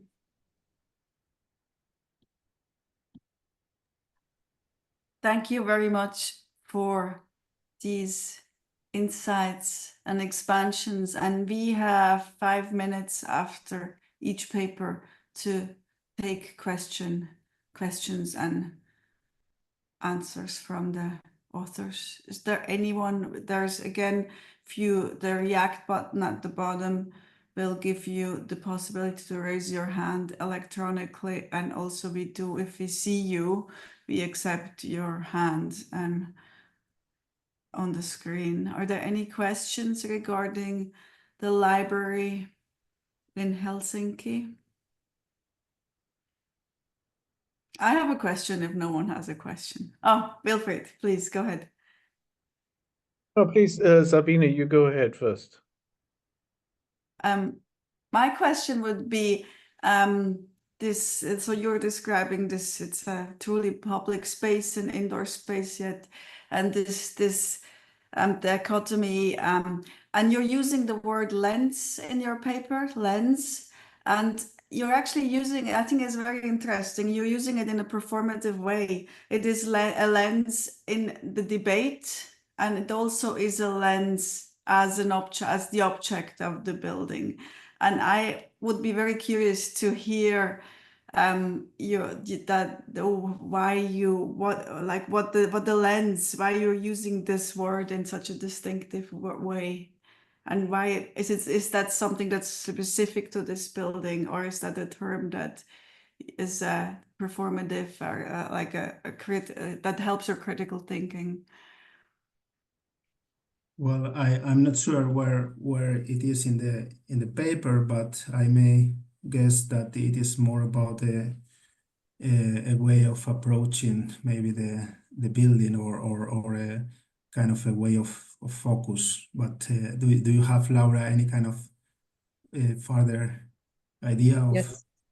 Well, I do sort of recognize that I have often also thought about sort of best terms to use, because if you think about sort of the bigger relevance of any case study, so for example, saying that something is a tool for analyzing, that is a little bit sort of kind of diminishing. It doesn't have sort of so very positive connotations. So I think as a sort of a tangible thing, and like I think you, Sabine, actually put it really well, that this has the two sides to it, what you can do with using the term lens. So I feel that this is sort of, well, a useful term in many ways, to be so short. You used it only twice in the paper, but that really stood out, and I don't know, I think it could even be expanded on. Yeah, That's a nice comment. Thank you very much. Fascinating, yeah. Thanks. So We Wilfried, also- yeah. Sorry, Please. we also can say that maybe we put on the glasses of the engagement and autonomy debate on. So maybe that could as well explain it. Well, I would like to say that libraries have a very difficult time in the age of the internet, and it's a real struggle to position themselves as relevant institutions.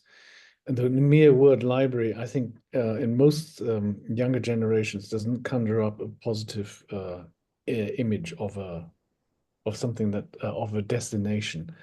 So I think that to put it very short, my comment, and that's something we can continue, architecture has to perform a kind of compensatory act of excess by gesturing a welcome, and the kind of investment in the structural frame to allow this kind of apparently column-free space, at least at the ground level, is a form of payment that one has to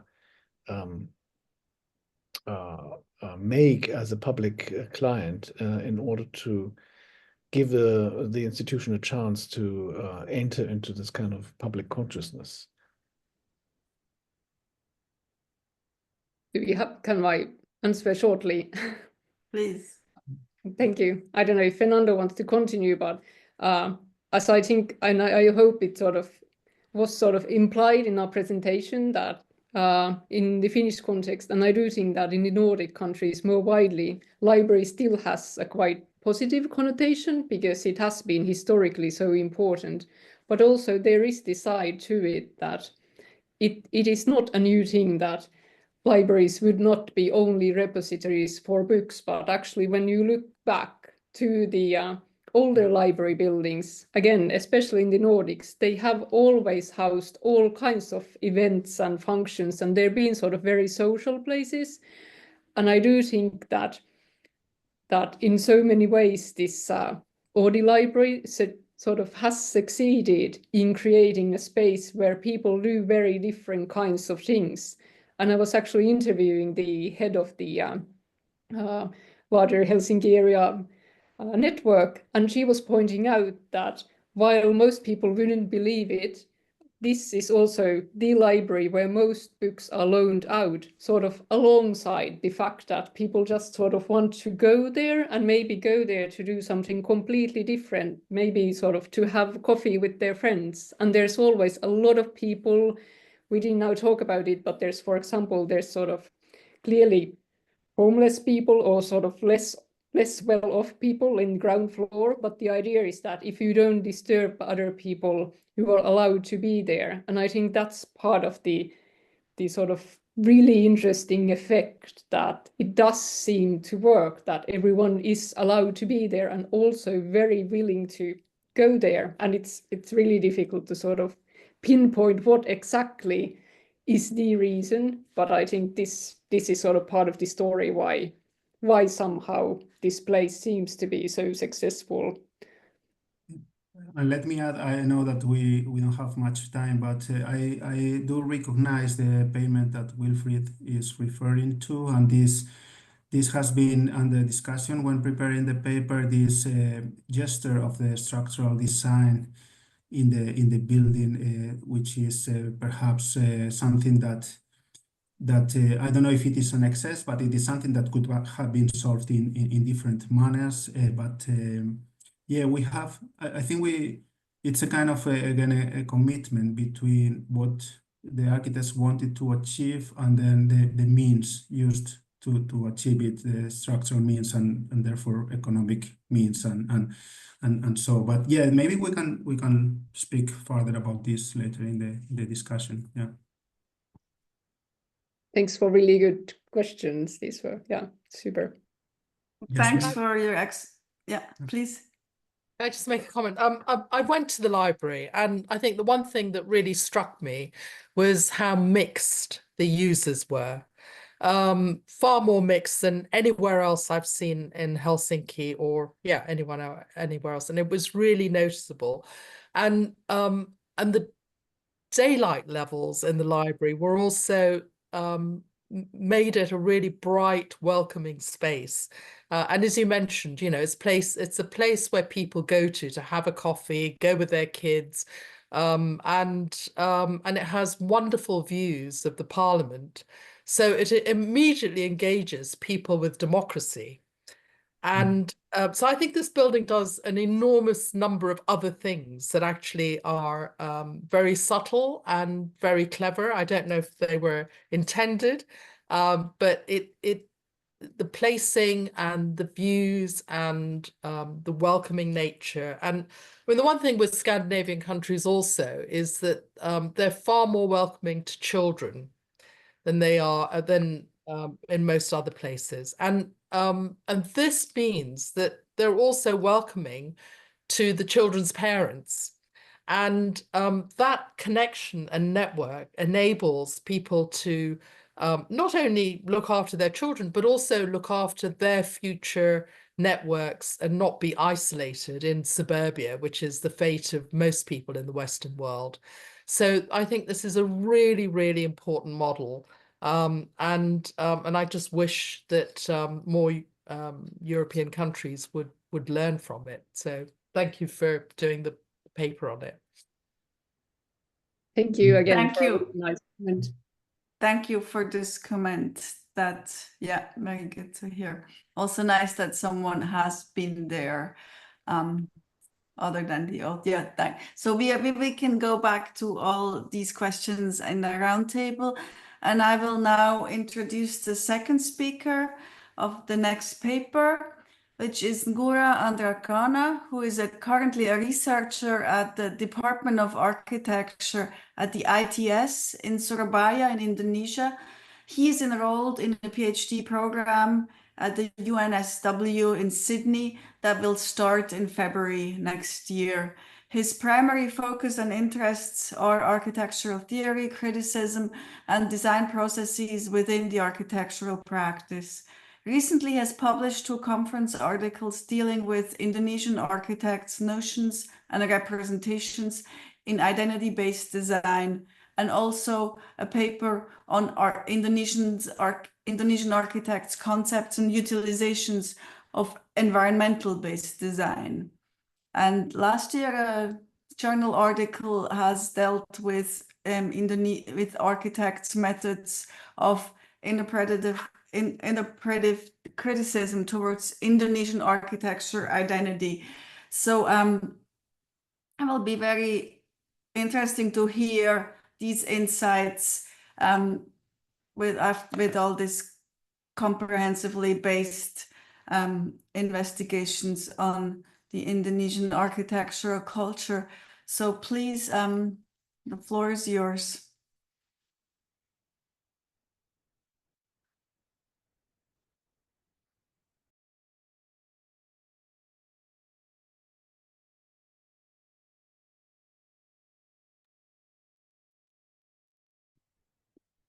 yeah, we will have, this is now still we're in the presenters mode. If you switch to the, yeah, and your mic is, I think, still off.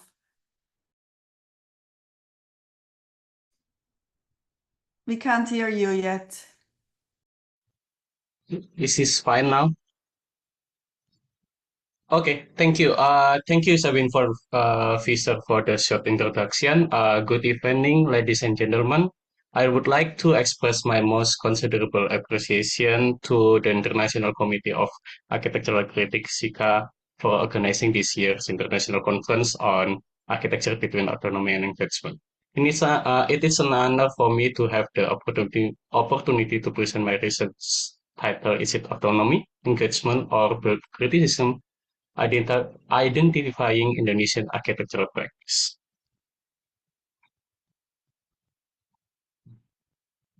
Okay, Slanted House, located in South Jakarta, Indonesia, becomes this research case study. This project was completed in 2013. It is one of the architectural works of a well-known Indonesian architect's works. Indonesian architect Budi Pradono in his studio, Budi Pradono Architects, an Indonesian research-based architectural studio. This project is located in a gated community called Pondok Indah, South Jakarta, near the famous Pondok Indah Mall 123. The slanted house faces south direction, and across it is a small river bordering a non-gated neighborhood. The room function of the house uses a new sequence where the public area is placed on the ground level. It comprises a pantry, a study area, and a swimming pool.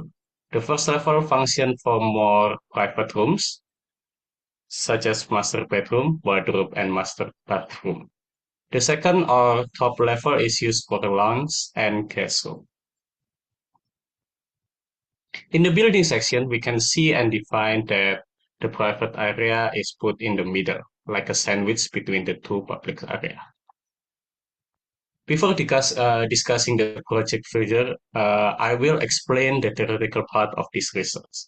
This research is based on the theories published in 2012, which focus on not only elucidating its concept autonomy and engagement, but also establishing new forward-thinking ways to perceive it, on one of which is fulfilling both and in-between capacities. From this scholar, it can be concluded that the autonomy concept comprises aspects of position, character, and the architect's attitude. The engagement aspect includes architect's nature, other terms, and the architect's attitude. Quasi-autonomy, semi-autonomy, transversality, autonomy, critical practice, and neither becomes the aspect of both and in-between concept. For the criticism, the aspects are rule, method, and form. The Indonesian architectural phenomenon can be observed through the surroundings of the slanted house. As mentioned, this project is located in Pondok Indah neighborhood, renowned for those who want to show their social status. Many parliament members and well-known figures or actors reside in this neighborhood.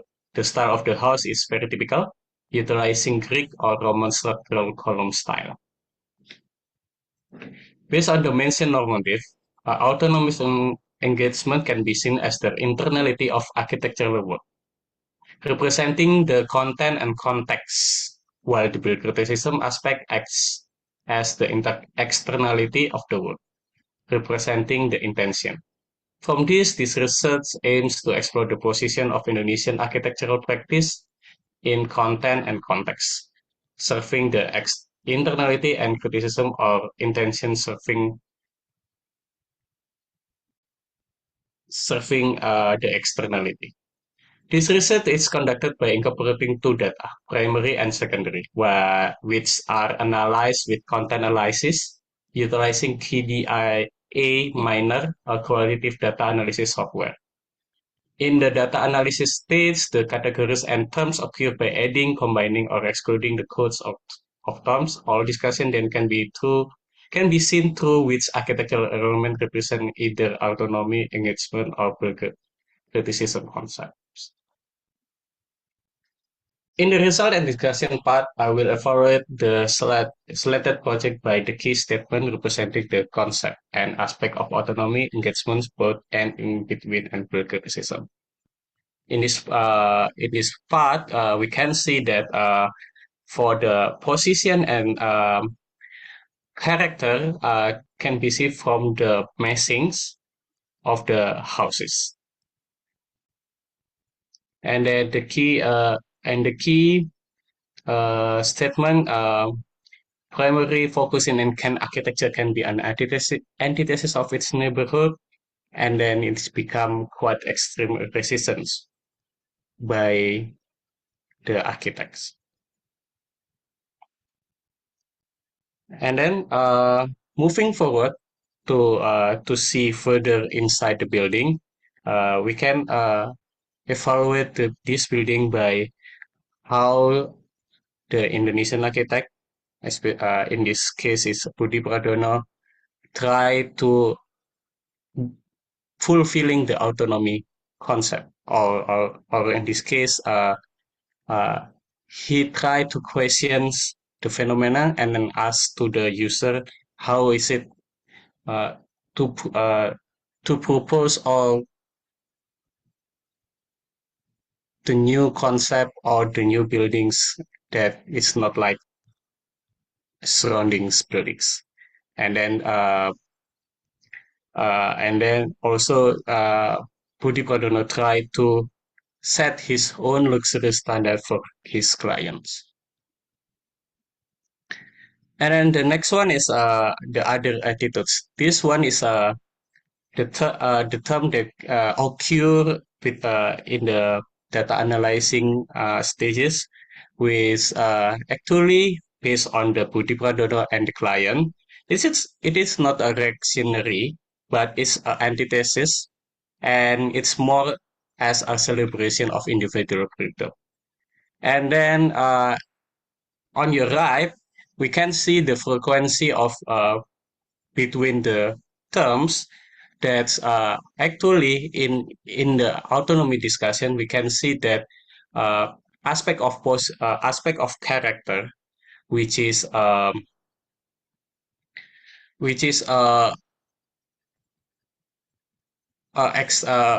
different building, is become the tendency of this discussion.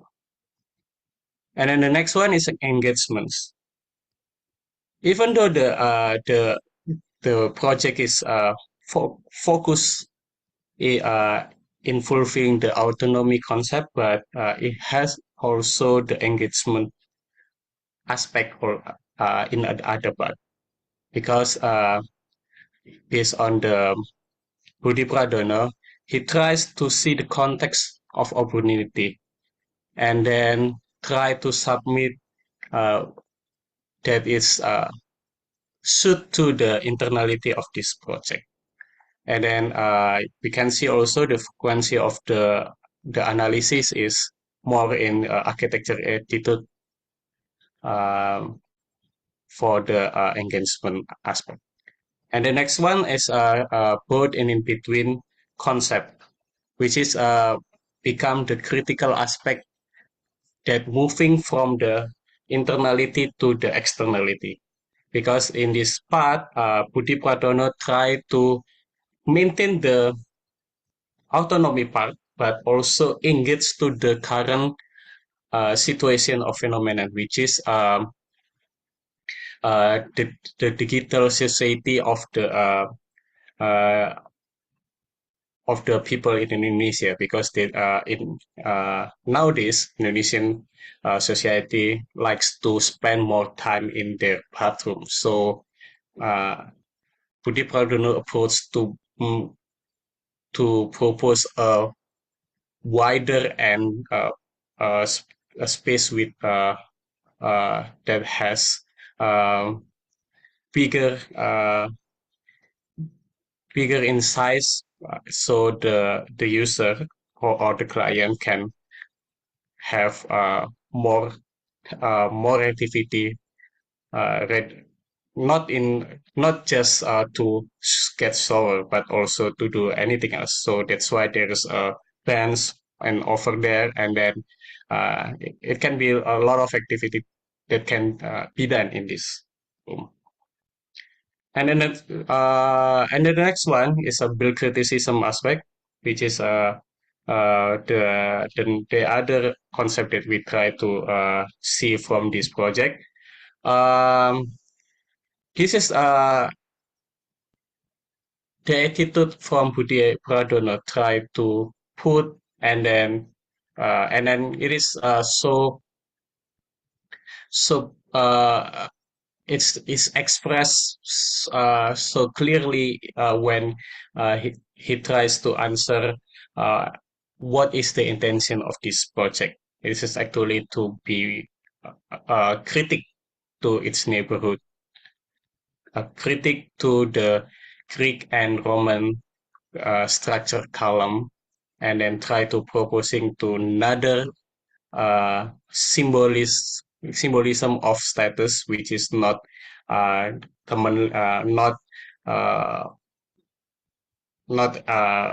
suit to the other surrounding houses, but proposing a new form of massing. And then from all the discussion, we can see that after all this particular architectural element is are discussed in this project, and then the tendency to represent the autonomy or engagement, or in this case a build criticism concept, is to the massing of the house, because the mass of the house is still into the 70 degrees toward the road. And then this is another discussion to finally see is either this project is internality, fulfilling the internality, or fulfilling the externality. And we can see that from the precedent, the frequency between the autonomy engagement, both in between and build criticism aspect, we can see that even though the intention of the Budi Pradono or the architects toward this project is become a critic to the neighborhood, but the aspect of internality is still higher than the externality. So the question is now, is it autonomy, engagement, or build criticism? It can be concluded that the Slanted house focus on its internality aspect.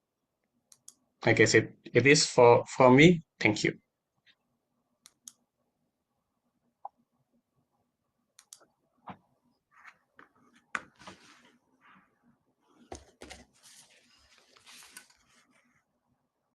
It's still mute, Sabine. So I'm sorry. Thank you. Thank you. So we can take 5 minutes or a little more to take questions and delve a little deeper into the subject and the reflections that have been presented of the Slanted house.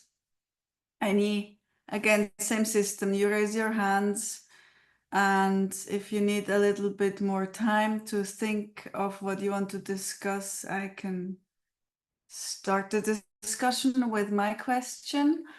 I think the first is maybe more a comment that what you actually do in the paper is you refuse this duality of autonomy and engagement, and you immediately introduce this third agent, and I think the boson in between is seem to me to be a transition towards this third force that you then create a more a more active structure by not going just between the two words, and you're talking about the build criticism. And so I think what we can discuss is the nature of this criticism imposed by the Slanted building to the neighborhood. And I think one question I could start a discussion with is this leaning, like it's obviously it's not vertical as all these columns, it's slanted. So is this leaning towards the neighborhood, is it only an offense or a provocation, or could it be also read as an empathic or sympathetic move towards the also more vernacular architecture in the neighborhood? Do you think that that perspective is also allowed by the building? Can I answer that? Can I Yeah. respond to that? Or okay. You must. You Actually, must. yeah, yeah. Actually, this presentation is like the edition of the or like the more in depth of my paper because I little bit changed the conclusion of this research because after the analysis, the content analysis, I can see that even though yeah, like you said, it's is it a provocative? Is it try to be empathy? But yeah, because the conclusion that and then the last I mean the second last slide that proposed the final frequency between the internal or externality. It's actually this project is it can be positioned in the internality, which is it can be talk about the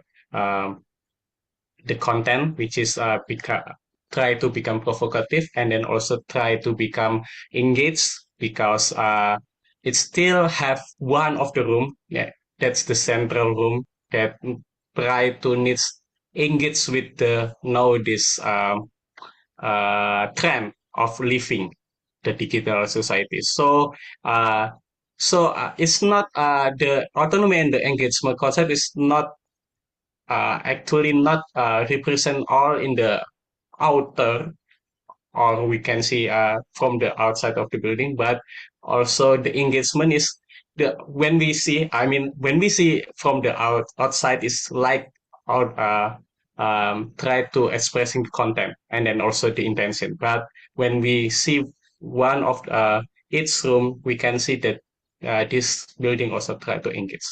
I don't know is it answering your question or not, but yeah, because there is two sides still in this project. Try to becomes critical, but it's also failed to become as a bill criticism. Not it's not failed to become a bill criticism project, but it's not that high the intention between the intention or the content that Budi Pradono tries to elaborate or representing in this project. That's my answer. Yeah, I think then it becomes a question of the frame of reference. Like, is it the columns only that are the neighbors of the building, or which context does it respond to? Yeah. Yeah, actually, when we talk about the what the substance, maybe the message that he tries to Budi Pradono tries to get provocative or try to be his criticism is that's the Greek or Roman column. So he tried to get the alternative way by representing with the just clean uh, clean uh, clean column, clean white column, and then the material is also different using the steel, not concrete that have has decorative part. And then yeah, that's try to that's for me from my from the research that I conduct. I can that's only answering that part only when we just see the column, but and then the massing. But when we see through all the building as a one complete building, complete architectural work, we can see that it's also engaged, not only autonomy or the criticism. That's my answer. Yeah, thank you very much. we could take one or two more questions. Do I see a raised hand here? I think I do not. Do we have any more questions? Or we save them for the roundtable at the end, yeah? So thank you so much for the paper and these insights. And then since we are actually, we are definitely behind on our schedule. So I will now move to the third speaker. Carlos Tapia is an architect. He holds a PhD and is a professor at the Department of History, Theory, and Architectural Composition at the Higher Technical School of Architecture in Sevilla, Spain.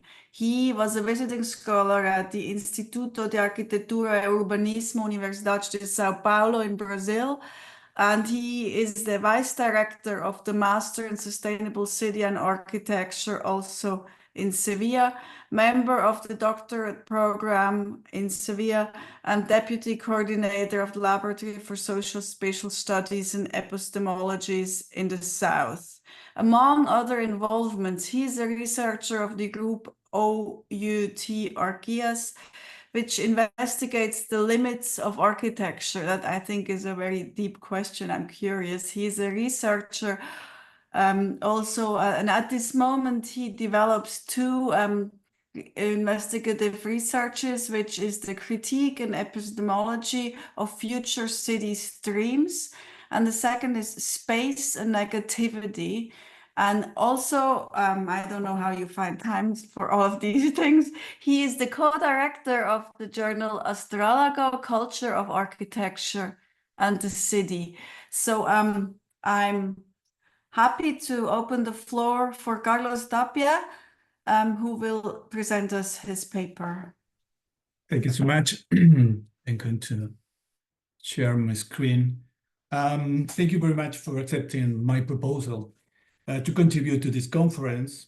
I hope that the arguments I'm going to present here will deepen this confrontation between autonomy and commitment and engagement, bringing some aspects that take position on what has already been said in the previous session, and I hope perhaps adding some other not mentioned in the attempt to contribute something more, if it is possible, to the great learning I have personally taken away from all the participants. My presentation has three parts: two brief introductions and the work done by the Japanese office So Fujimoto Architects in Budapest, Hungary, for the Hungarian House of Music. I'm talking about the work and not the building, and I'd like to make that clear for the beginning. It is also essential to understand the importance of music for the city, for this country, which the Commission and the architect are committed to. This is a key that is described in my text, and which, due to the time available, I have preferred not to develop here. The first introduction, we deal with the challenges to what I have called the statute of the architecture. I mean, if there is autonomy, it is because there is something we call discipline with recognizable condition by which, despite the discursive transformation, we can say that we still produce and talk about architecture. The second introduction, we deal with the condition in which the work is produced based on an international competition in a dedicated political operation in which the most outstanding teams of architects in the world participate. Architectural autonomy, even if it wants to keep to itself, it's not celibate, single, independent, something without responsibility. No, when it lends its way of doing to culture, as Isabel Stenges would say, which means that it cannot shrink its ethical responsibility. The last part of what itself will ask about the challenge to the statute of architecture that Fujimoto's proposal might raise. This is an image I proposed for a congress of all the architectural composition areas of the School of Architecture in Spain in 2022, while the vast majority of the departments included in that area for knowledge advocated a continuity of that which was tough in the 19th century, is inescapable cold composition, and the only update was to turn the teaching of theory and history into merely heritage, My proposal, barely shared, advocated teaching a kind of contemporary architectural thinking. Let me problematize where we have been discussing in the previous session the issue of what can threaten what we consider architecture, classical and not irremisibly against classical, and I must say that modern, with a third party in the middle that is presented to us suffering from kind of strabismus in the eyes of the observer, in the eyes of the architecture itself. Or maybe not, if we think that we have been talking for 40 years about the architecture of the outer boundaries, as Jean-Louis Cohen said. It should be added that the culture of the spectacle has already immunized of our societies, and it is no longer possible to speak of estrangement. I will rely on another image, which is already a late interpretation of a medieval story. The beautiful Melusine marries by making her husband agree that every Saturday afternoon she will have a time of absolute privacy to take a bath.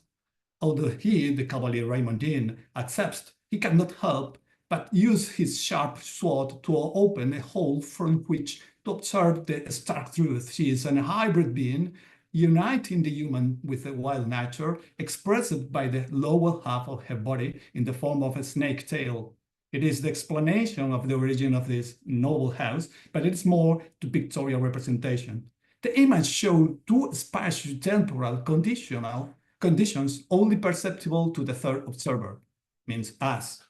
The scene divided in two actually showed a single event from the impossibility of understanding it, as if we were seen through Raymondin's eye. In spite of the device to look with only one eye, understanding the forms distorts, alters a representation in which rationality and the idea of the single truth can prevail. Painter David Hockney in the last century said, perhaps before Brunelleschi, no one thought of looking at picture through one eye. So I'm Eurocentric, but not so much.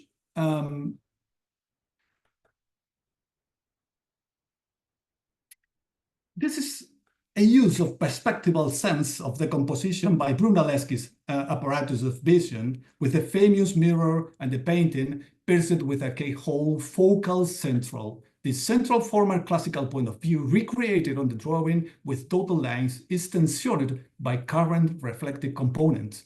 That is to say, it incorporates Venice from the left eye, primarily reconstructing its campanile, but from the focus of the replicas of the horses stolen by Byzantium, as the holy mark was stolen, the scent mark was stolen, by the way. On the one hand, Venice matters for having been the center of the universe, Western, but universe, which unfolds on the other hand, on the right eye, toward New York, as Cole has told us, tracing a symmetry not with the left eye, but with itself, a perceptible question in the performance by Diller's Cofidio, the Philharmonic, here in the Philharmonic, in the reflection on the point of the verticality of very marked laws. So marked that, for example, the central tower, which rises in the background, follows the traditional admissible compositional schemes, but it's worth highlighting the internal debate on the evolution of the skyscraper as a composition in the new city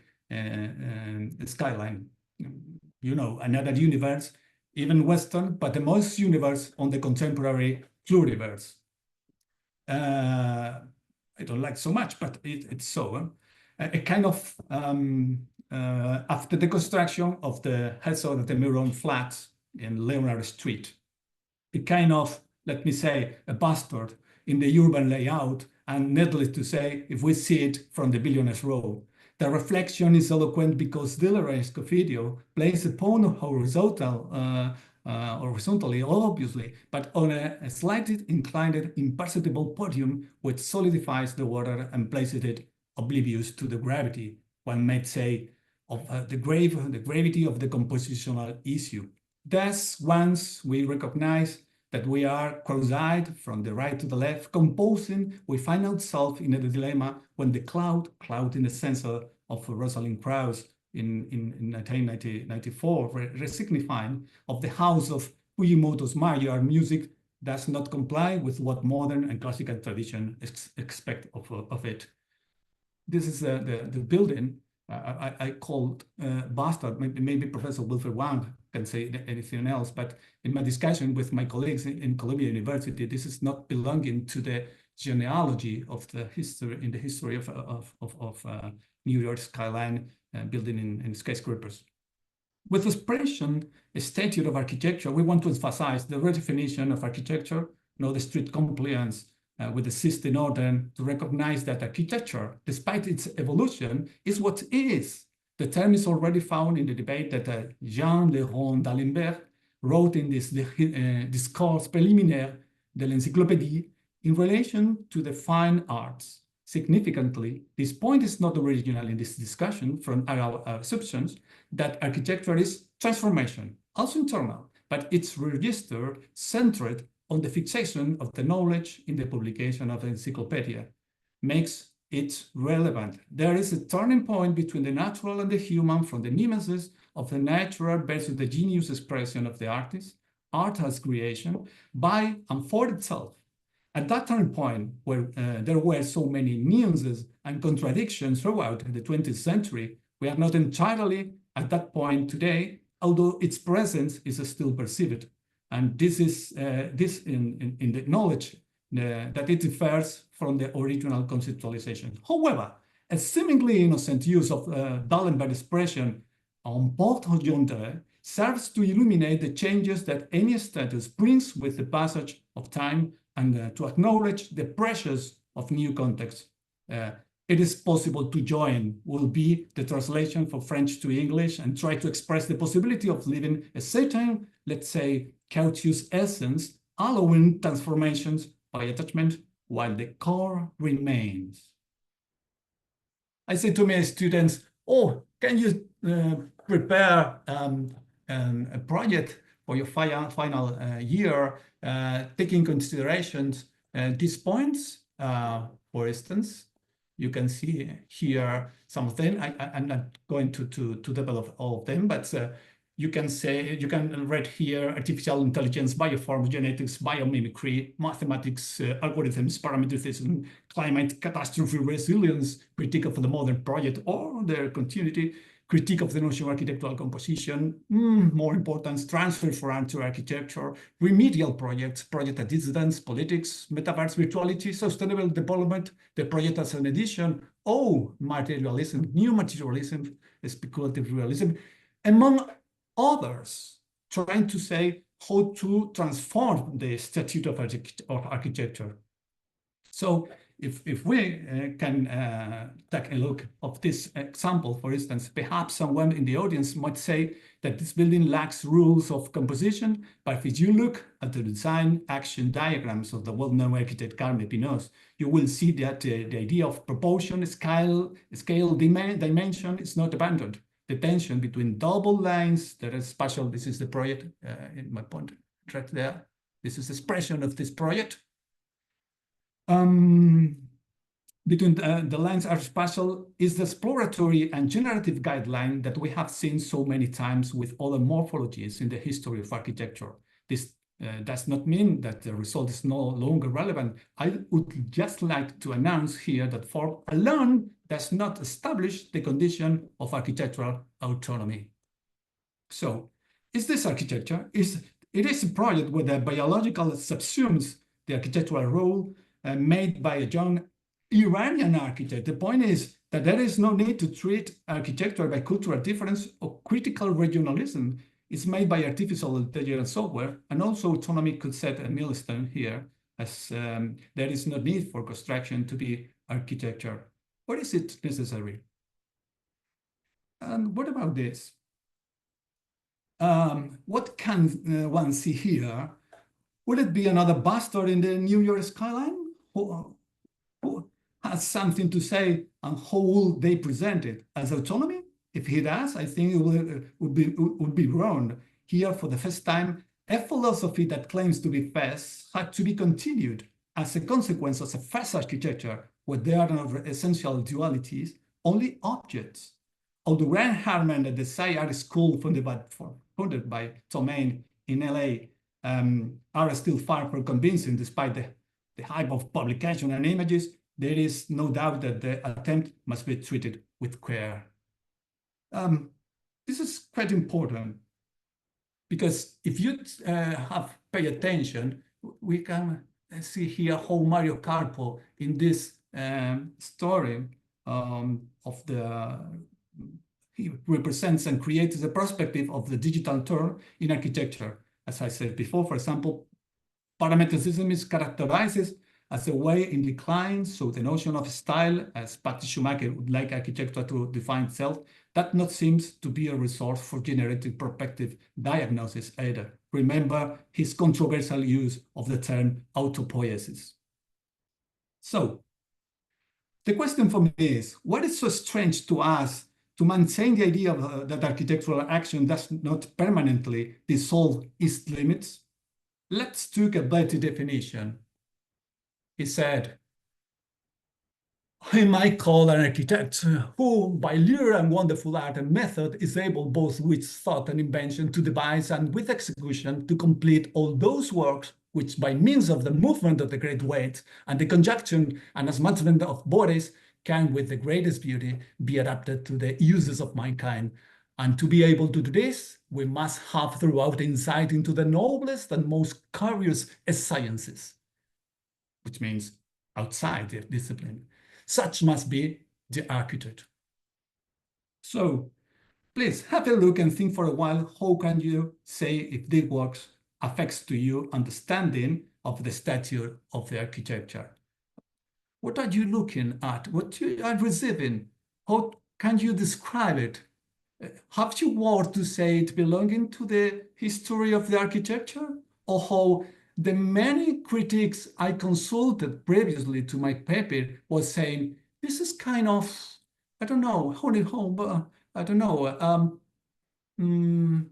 a cheese, something like that, because it's completely outside, or not. The second introduction is quite important because here I visited this building just a few days after the invasion of the Russian troops into the Ukrainian territory. So if you look at sharply, you can see the policemen, you can see the Soviet monument from the after the Second World War. And if you look at this point, this place is called Liberty Square. So Liberty Square, you can see the monument. And here you can, this is a monument to the Red Army, this one. In 1946, on either side are statues of George Bush, the father, with the US Embassy in the background, completely protected by fences and watchtower, with a street with restricted access, and on the other side, Ronald Reagan, wow, coming from the Hungarian parliament. The photos were taken just a few days, as I said, after the invasion of Russia, of Ukrainian territories. The fact is this is quite a summary of the instability of identity where monuments are repositioned or removed, such as of the American soldier, this one you have here, who at the end of the Second World War defended the capital's heritage from the Romanian plundering with the sole use of his reading crop, which is also displayed in a museum in the city. But there is much more, although I will only point out that the same square, there is a church where the bust of the first of Hungary of two presidents during the Second World War, Oodi, this one, who was a pro-German, but less so than his predecessor, who replaced him after exasperating Hitler, is on display. Remember that it was here the efficient Eichmann, the one from the trial where Hannah Arendt spoke of the banality of evil, with 400 soldiers led to 150,000 Jews to the concentration and extermination camps. How was this possible? Obviously, with the connivance of Hungarian institutions and people. Here mentioning history as a contextualization is an impossible matter, and the fact that the architecture evaded it cannot be seen as autonomy. Note the monument placed by first term in the office of the President Orban with the German eagle. This one, this is made by a sculptor decided by the president to construct this thing. This is an German Nazi eagle. This is the saint of the country. This is the monument to obliterate the memory and said we were not guilty about this point. But what's most impressive, in the bottom, you can see how the people is saying, no, no, no, we were guilty. So you can see a counter monument right there with exposed and putting photographs and so on saying, yes, we must assume our guilt. So just to remind you briefly that we want to start the discussion in 2 minutes, if that well, I'm going yes. Yes, sorry. Well, this is a place in which all the memories are put withdrawing the city. This is the building. You can see here. You can see kind of music is made by children playing in the street. And this is the building.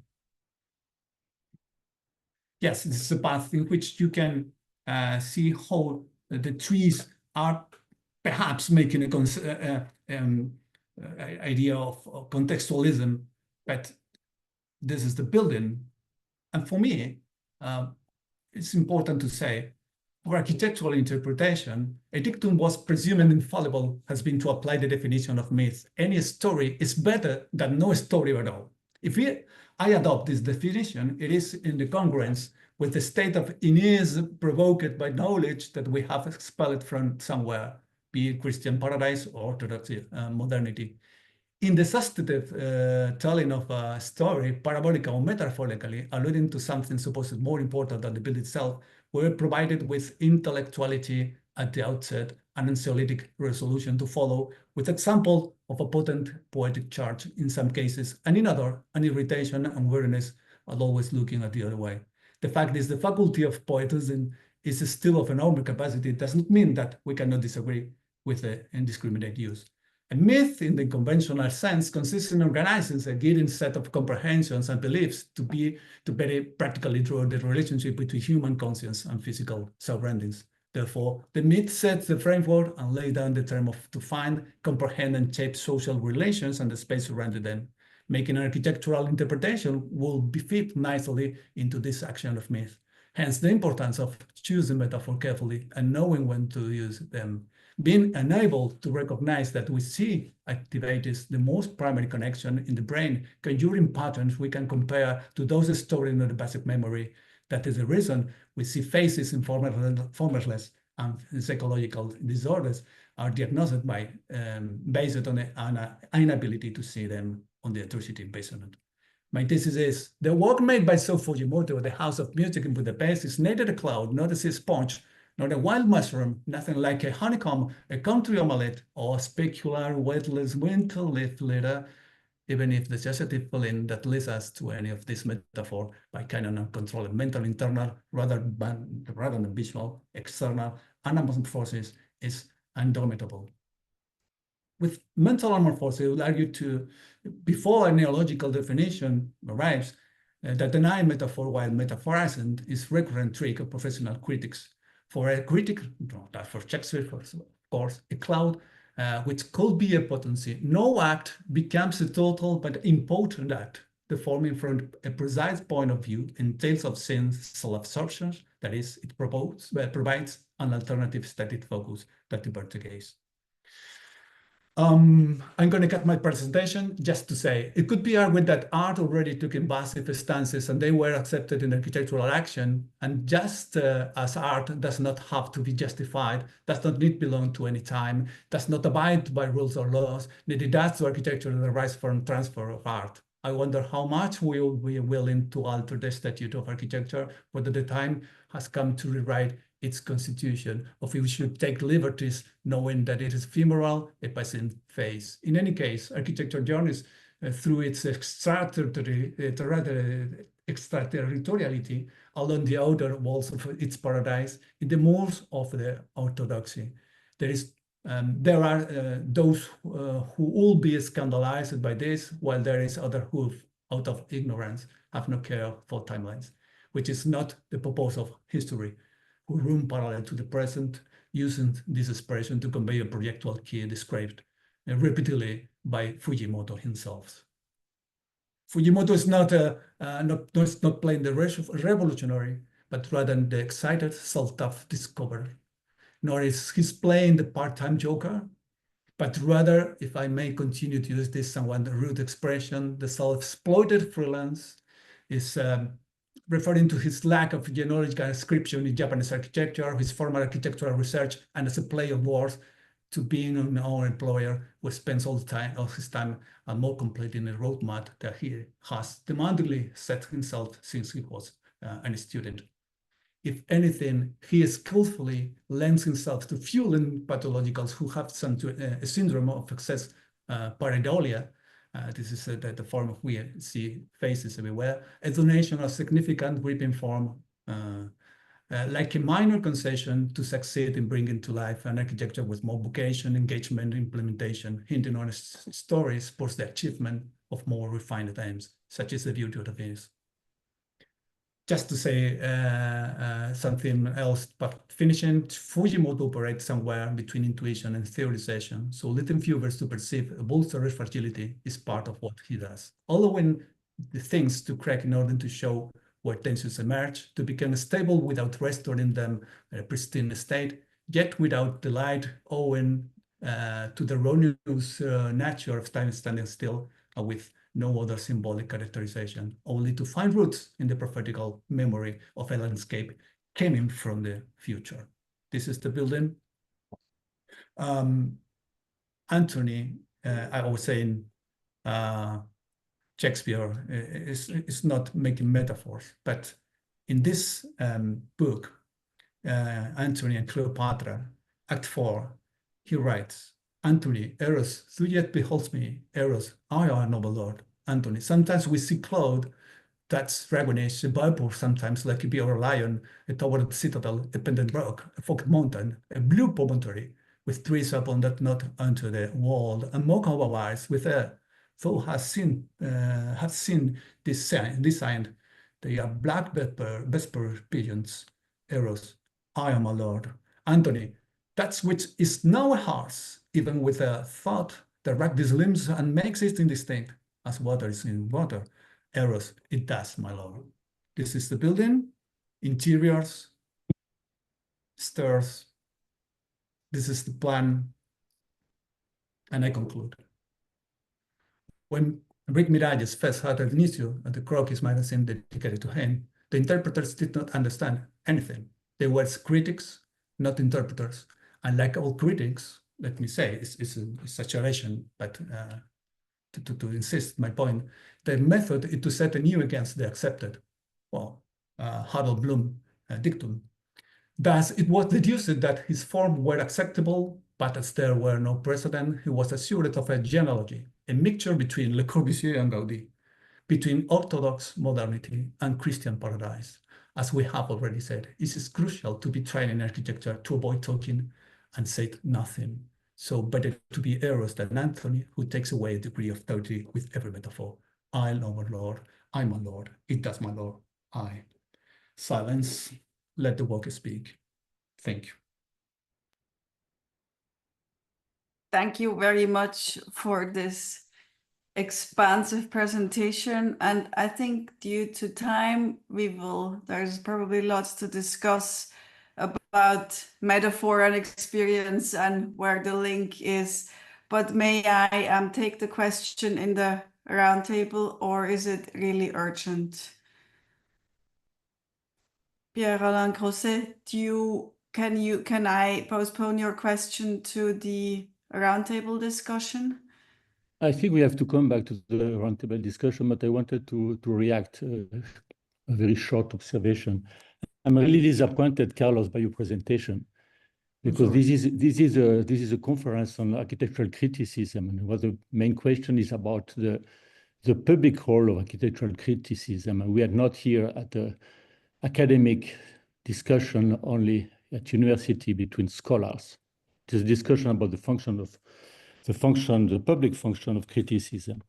And in the same way that before we had a very interesting discussion about a public library in Helsinki, what I was waiting minimally is to have a serene discussion about even a description of the building and an analysis of the building before making criticism. I'm disappointed because I found that you made a kind of very personal and totally subjective attack and personal attack to Fujimoto. It seems that you have a No. It seems I'm sorry. I will cut your discussion and I wanted only to introduce to introduce this question to the fact that we have to speak seriously about criticism on buildings. So that I hope that in the final discussion it will be possible to discuss about the building and to discuss about what is fundamental, which are the intentions of the architect.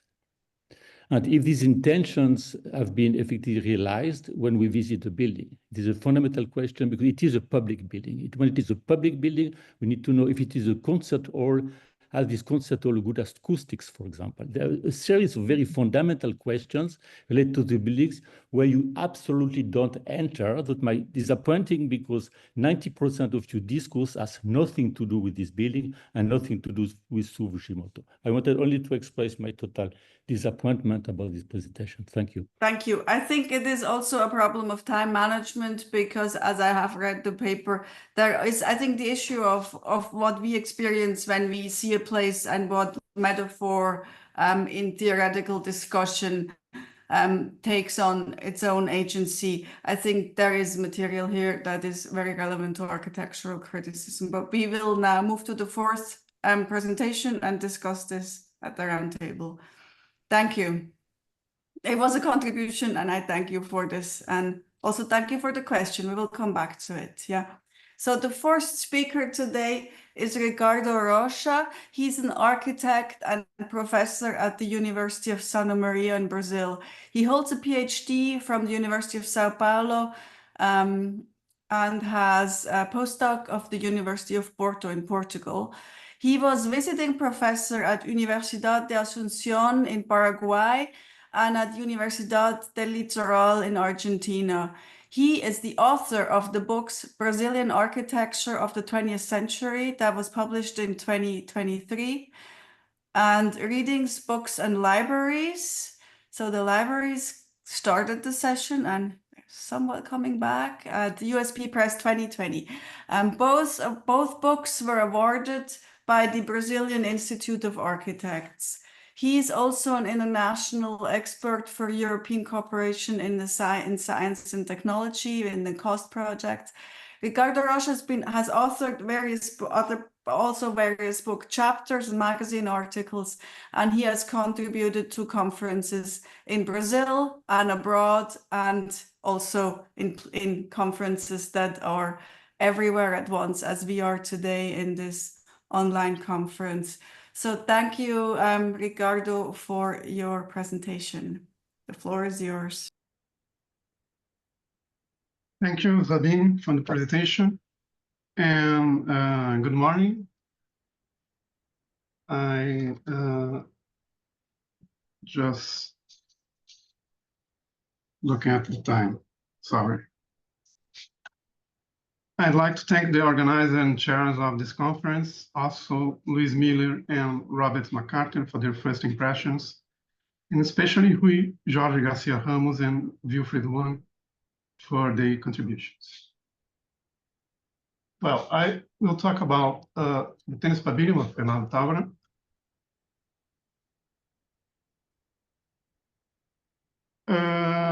Between 1956 and 1960, Fernando Távora was involved in the development of the design of an entire landscape, the Quinta da Conceição Park in Matosinhos, near Porto, northern Portugal.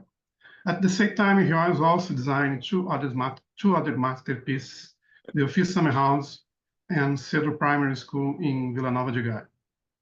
It was also he who involved our Souza in the competition team for the Boa Nova Tea House on the nearby beach of Lessa da Palmeira. The project of the Quinta da Conceição included the tennis pavilion, the red curtain, and of course, Álvaro Souza's swimming pool, the first swimming pool. that was commissioned by Tavora to Souza. Remember, Souza was also involved with the design of the Boa Nova tea house. The Quinta was previously a monastery for monks. Abandoned, the original convent gradually disappeared. Today, it's possible to see its ruins and the chapel. Since the site became a private property consisting of two quintas, Conceição and Santiago, both were purchased by the Matosinhos City Council to create the park. The city's main public space until 2008, when it was transferred to the private sector. More than a park, Tavora's proposal was a major urban intervention, resolving the Quinta's relationship with the Port of Leixões. In his words, when I began the project, I realized that the Port of Leixões access plan would affect it. The area included the cloisters would be cut off and the road connection would cause a disastrous direct clash. I decided to take a solution for the outline of the access and solve the problem of the road connection. In this landscape, we see what Bruno observes about architecture in Japan. Each element remains a free individual, much like a member of a good society, in which harmony arises from the absence of cohesion.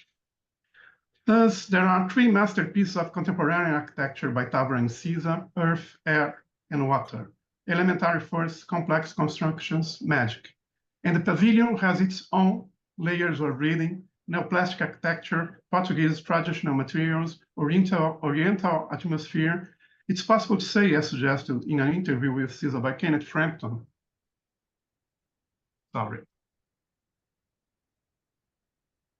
that the workers at Quinta da Conceição constitute a whole with the neighboring Boa Nova house and the lesser swimming pools, the red dots in the map. Perhaps the place is the cradle of contemporary Portuguese architecture. In the same period, Tavora was involved in another major project, the Survey of Portuguese Popular Architecture, or Inquérito, published in 1961. Like Arquitetura Rural Italiana, a book exposition held at the Milan Triennale under the guidance of Giuseppe Pagano, or Brazil Builds, the architecture of Japan was also the subject of an exposition book held at MoMA 2 years earlier, the design of the tennis pavilion. Therefore, from the attempts of Romanticism to the modern examples from before the Second World War, such as Le Corbusier's Erasmus's house, we can find approximations of modern architecture to tradition,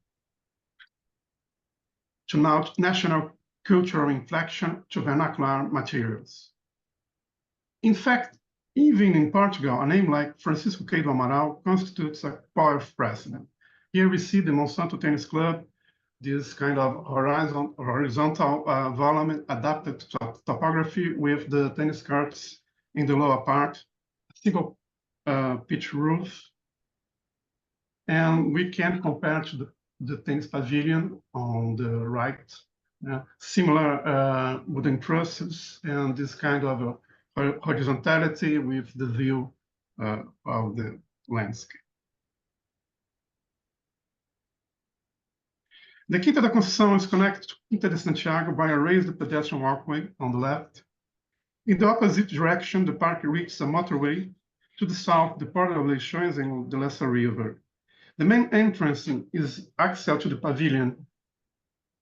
We see the red line, but only visually due to the significant presence of the retaining wall of the tennis courts. A side walkway leads to the access connecting the Chapel of San Francisco and the head courtyard.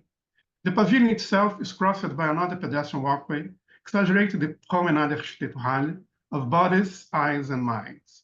The Quinta's walkways were carefully designed by Tavora, an opus com amore, according to Javier Fretilla, as can be seen in some of his sketches and designs published. The tennis pavilion is located in a hill. The swimming pool by Souza is somewhat indented with its own entrance and bar. We see here the single pitch roof, the single pitch play roof, the white walls. Presenting the publication of Tavra's notebooks about his trip to Japan made during his 4-month journey between February and June 1960, our Souza comments that some influence from this visit is present in the Quinta da Conceição garden and its tennis pavilion. Tavra himself, on his visit to Kyoto, observes, "I found here something about Braga or Sintra, the water, the stairs, the vegetation, maybe the moon. This link with Japan is always remembered regarding the pavilion, but as in Souza's comment, perhaps it emanates from the building to its surrounds."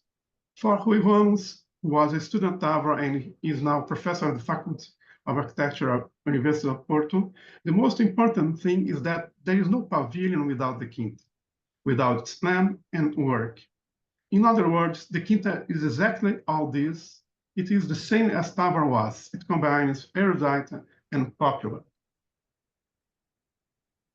We see the plans, the plan on the left, the first plan, the upper structure, the first plan is semi-buried, the front view and the back view, and sections, one section of the building of the terrain. Like the Togenda House, a contemporary of Barcelona Pavilion, or Guerma Pavilion in Barcelona, both by Ms. van der Hoek, the program is distributed vertically over 2 floors. Unlike Togenda House and similar to Canoa's house by Oscar Niemeyer, whose mise-en codes are well known, the transparency of the upper floor contrasts with the semi-buried has the chaussée. However, similar suggestions could be found by Tavra in his own research into the architecture of Minho for the Inquérito, the survey on popular, Portuguese popular architecture. We see on the left. Sorry, on the right side. The same could be said about the horizontal dominant of the use of exposed wooden trusses. In a description of the elements of upper structure of the pavilion, we would have a single clay roof floating on a wooden structure with 4 stone pillars and 3 white walls with iron connections. The clay roof and white walls are a constant in Portuguese Brazilian architecture. A stone wall serves as topographic position, exceeding the limits of the pavilion, containing the building service rooms below. This floor is the same as the tennis courts. A concrete beam connects the upper structure of the pavilion with the semi-buried stone base. Another concrete beam supports the roof. The vertical pillars are made of granite, a regional material characteristic of the north of Portugal. The granite pillars, larger than the wall, also do not touch the ground, accentuating the volatilization due to gravity. But at the same time, the larger beam penetrated the side walls. The same time of connection can be found in the contemporary office summer house. Finally, the wooden structure of the roof does not directly touch the granite pillars or the larger concrete beam. These transitions are made by a metallic component. 2 side entrances establish an access through the pavilion leading to the stone staircase that gives access to the tennis courts on the left side. Perhaps in this option, a walkway running along the back explains its depth, or maybe it's just the consequence of following the dimensions of the first floor, semi-buried floor with service rooms. The side access leads to the entrances, empty space between the rear wall, the lowest, and one of the side walls, the highest. The alternation of heights is accompanied by the fact that the rear wall receives the vertical elements and the side walls a horizontal one. The empty entrance is mirrored on each side, opening up views like a veranda. In fact, this part of the structure is cantilevered, a floating architecture over a bunker. Here we perceive the separate paths of the eyes and the body in experiencing the site. You see 2 symmetrical openings, but only through one of them it's possible to pass. Another beam acts as a parapet with a wooden structure like the trees used in Japanese tea house as handrail. A side view shows all these elements disjointed, as in the neoplastic compositions. The gutters are larger than the roof, the beams are larger than the slab, surpassing it, and the side walls and side walls. A piece of wood connects the side walls with the element which supports the handrail, It is even possible to see the pieces of the floor separate from the sub-base and the concrete slab. The neoplastic quotations are evident with the interplay of horizontal and vertical lines and plans, but that is something else. As Bruno Taut writes about Japanese architecture, the building shows itself successfully balancing the heaviest things in the air.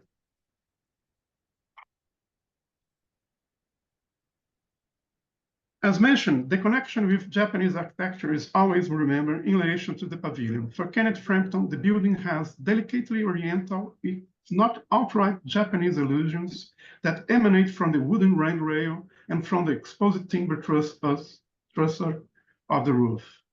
Although, as Stavro himself observed, I visited Japan after designing the pavilion, but before its construction. There are certain details that are a result of the trip. It's possible that the project contains a certain remote influence, as does traditional Portuguese architecture. The exposed timber trusswork of the roof also appears in the offer house with a small variation, as in the case of the large concrete beams supported by and passing through white walls we see here on the left. More than citation of specific elements, we can speak, as Stavro would say, of a compound design approach. Portuguese culture, which extends from America to Africa and Asia, has always been a cultural compound, an exchange and a dialogue with others. The open character of the spaces of Mies van der Rohe Barcelona Pavilion can also be said of the Tennis Pavilion and the Lúcio Costa's Missions Museum. Raised on the side of a Jesuit mission, Costa's Museum is an optical apparatus for view and display missionary art.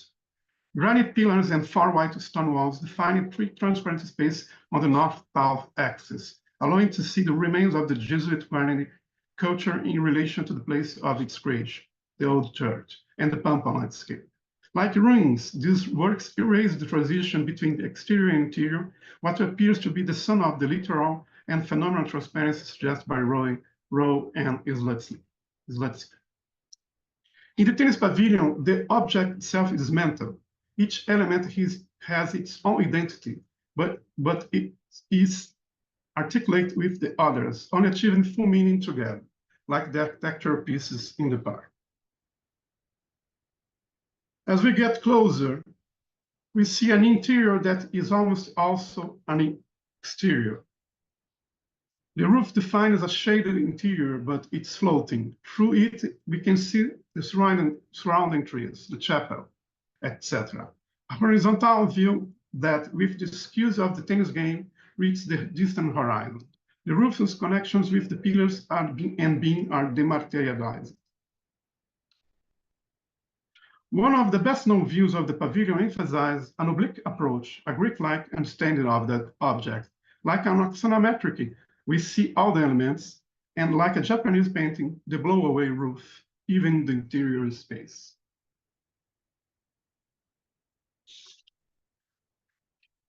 We can assimilate the Tennis Pavilion and the Barcelona Pavilion to Cogins Karatani's reflections on architecture as metaphor.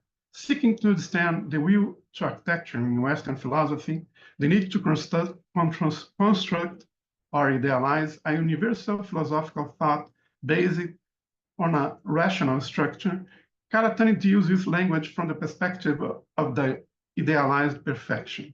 Western philosophy has attempted to construct a rigorous architectonics, a solid edifice, a self-sufficient, autonomous formal system based on architecture as metaphor.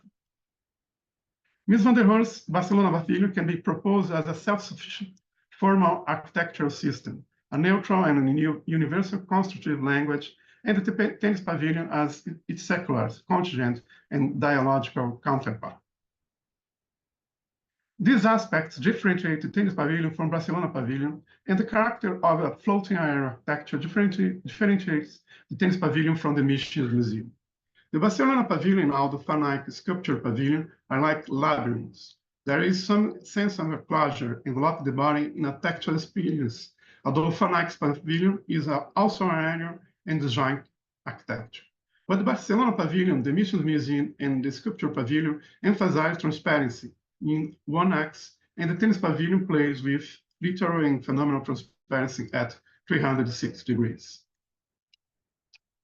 The tennis pavilion is an optical device whose meaning is given by the contest. In Távora's words, what's most curious is that the tribune of the pavilion doesn't work because it is useless since the courts can only be seen with great difficulty. I am not really worried about this fact, as it is just another case between many others where the greatest compliment of all that can be made to it is that it's good for nothing, except, of course, the facilities located below. Autonomy, far freed for its function, does the ground part with basic needs allow the upper structure to be autonomous, as in the basic and tower typology?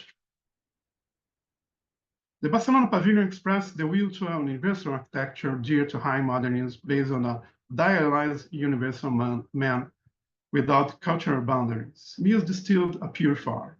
The tennis pavilion, in turn, is aligned with the contemporary dialogue Távora achieved that synthesis in composite form, between the local and the universal, between contingence and abstraction, between engagement and autonomy. Thank you.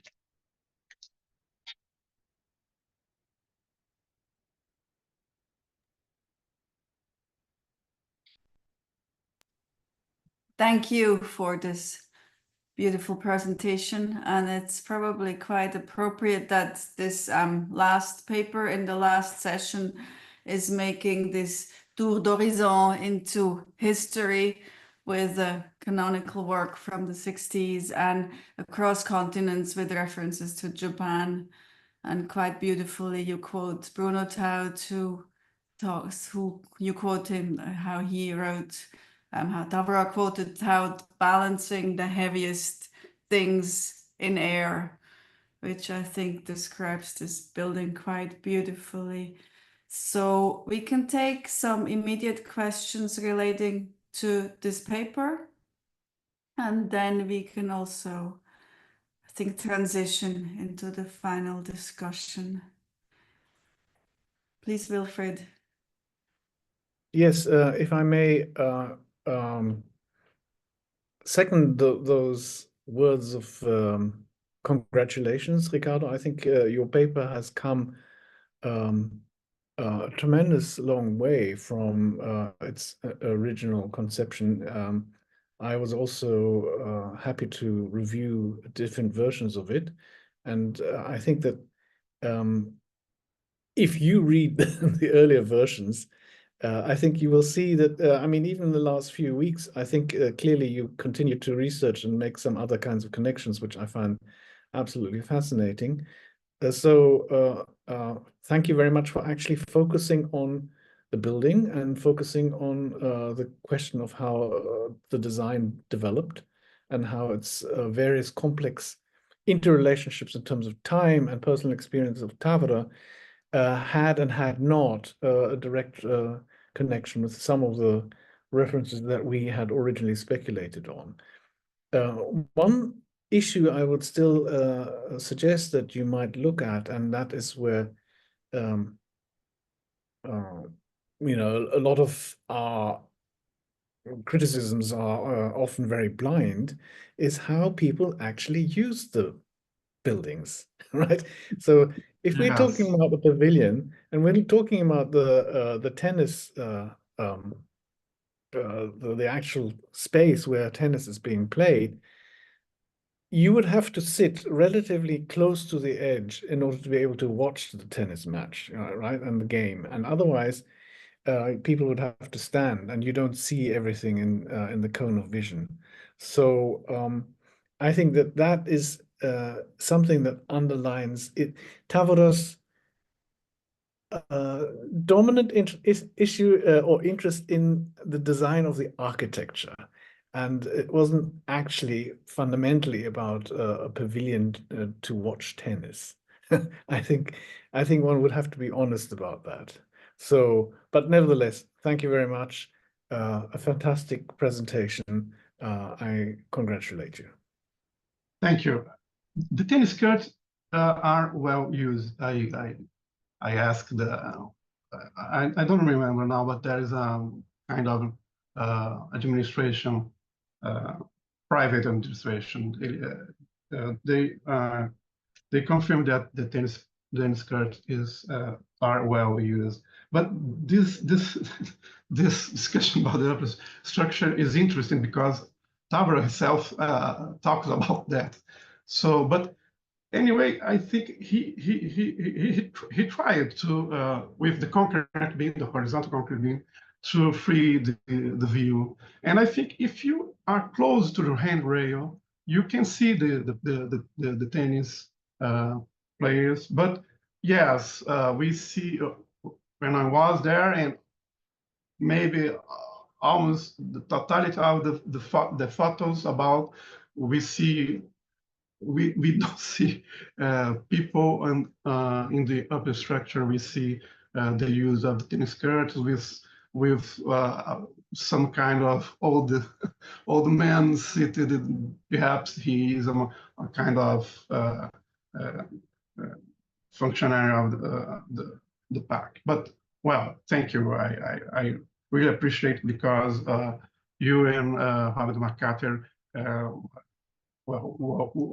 were very important to this deep view on the subject of the conference, I guess. Thank you.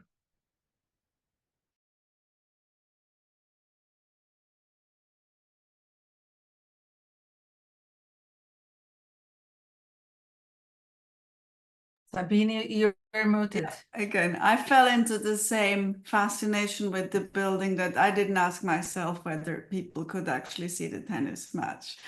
But it's actually a very important point. So here we are, critics, not thinking about everything. Yeah. So we take more questions, and we can open the discussion also on all the topics relating to the creation of sites, and that is sites for buildings, and that is also sites for debates that were talked about this afternoon. My afternoon, your morning, evening, wherever you are, yeah.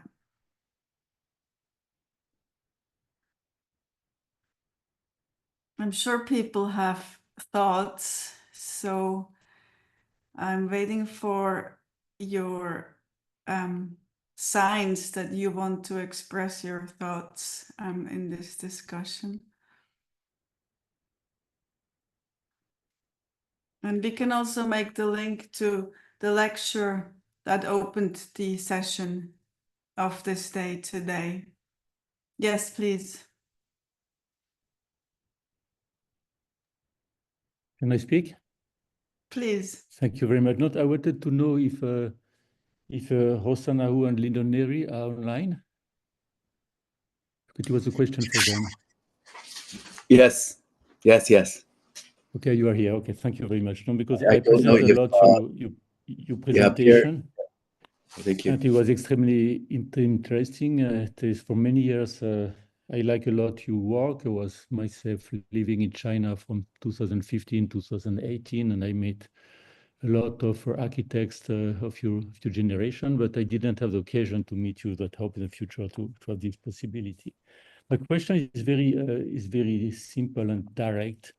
The fact that you are clearly representing a generation, what is double formation to be Chinese and to study with master or PhD studies in United States, in UK, in other cases studying in Europe, and coming back in China and opening offices and working clearly against the transformation of Chinese sense of tabula rasa and new urbanization, and mainly working on a small scale.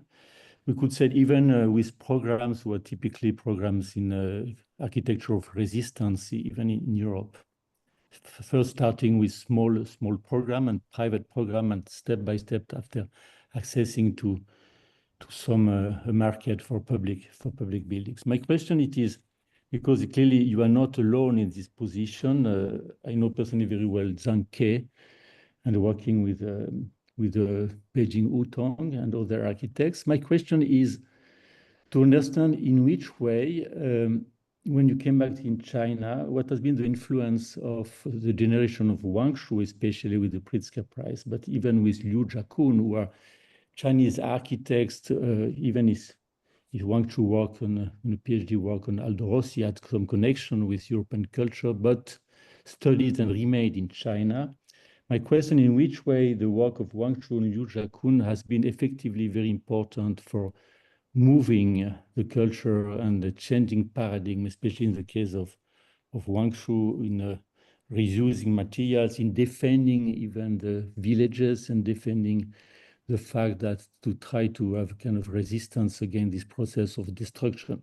My question, in which way your generation coming back could effectively act in the public debate together with the generation of former architects as Wang Shu and Liu Jiakun? I'll take this question first, and I think Rosanna can chime in later. Sure. It was a privilege to be back with. Obviously, when we came, there were a number of people addressing many different similar issues, but we were not familiar with each other. We did know about Wang Shu's work, but it was very specific on the rural and the village. He initially didn't really work on urban issues. The Ningbo Museum was perhaps one of the most important, but even that is not really in the context of an urban context. Liu Jiakun, on the other hand, did not have to deal with old buildings. In many ways, he had many opportunities to do big, huge projects, mostly in the Chengdu area, the middle of China. We were given different sets of rules, both Rosanna and I, because by virtue of the fact that we were practicing, not even in Beijing, but in Shanghai, where in many ways the rules were rather different because the economic forces behind it was so strong to demolish, more so than other cities, I would argue, because it was at the rate faster than most cities.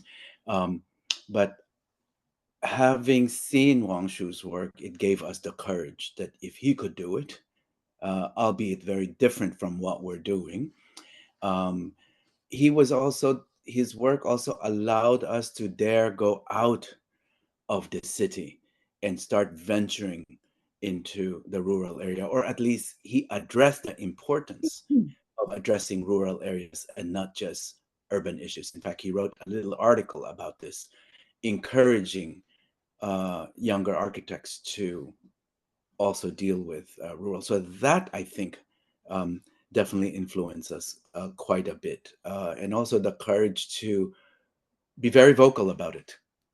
If you've heard his lecture, he's quite vocal about his position, but not just to, maybe sometimes it comes across anti-Western, one would argue, but he is equally vocal with the government in terms of their, the idea of commodification.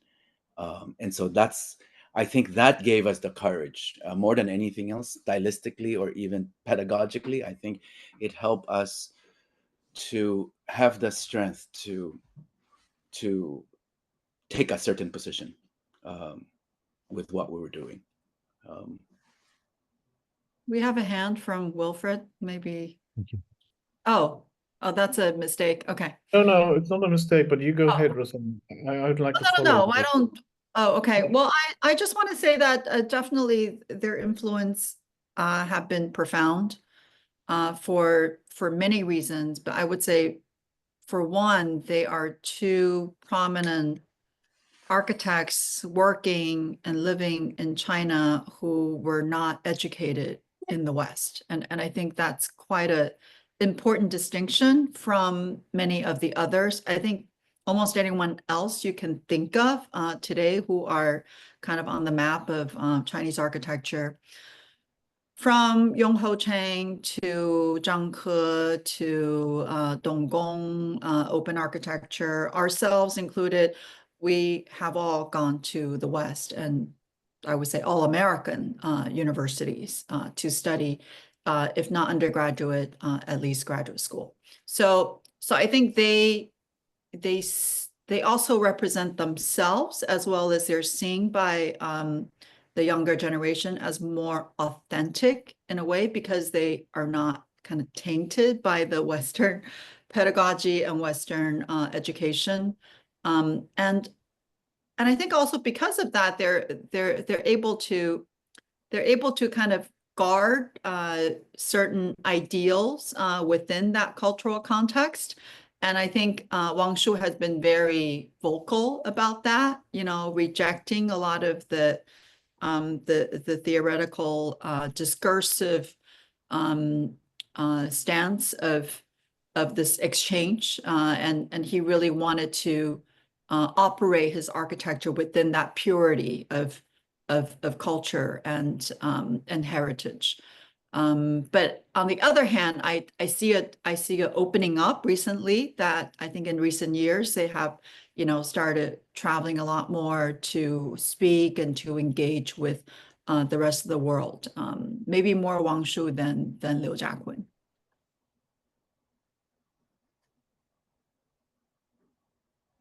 Yeah, I think if I may add to this question with certain observations that I've made in the last year since I've been teaching here at Tongji University. There's been the same kind of insensitive development of cities, but at a kind of unprecedented scale. And so if you think about the wholesale demolition of urban fabric, the replacement with repetitive high-rises, the construction of infrastructure from high-speed railway to motorways, etc. It is kind of a breathtaking transformation. And you see areas that where you drive through cities, whether it's Shanghai or other places, that you wouldn't have seen 20 years or even 15 years ago or even 10 years ago, complete as if, you know, pristine kind of new cities, where clearly there were either agricultural fields or, you know, 2 or 3 story houses, row houses.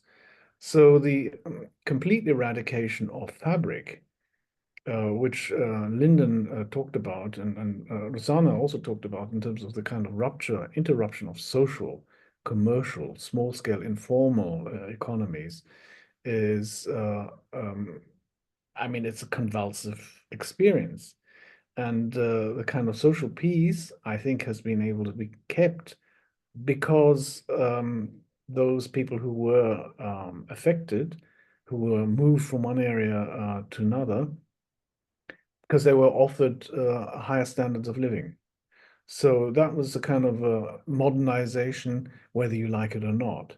But this, to architects who have this kind of a soft spot, who might be romantics or sentimental or melancholic or whatever, who have this kind of an ability to differentiate between certain fabrics that are worth keeping and things that are not worth keeping, that kind of differentiation cannot survive the kind of absolute determination by the state to bring the nation forward.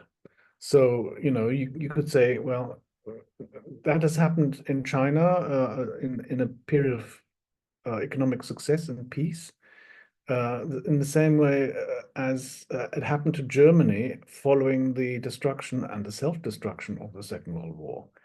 So, you know, the one thing is both are convulsive forms of modernization.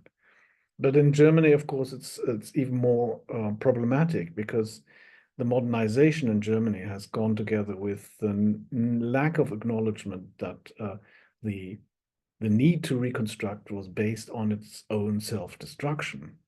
So anyway, let's not get further into this. The point I'm trying to make is to say that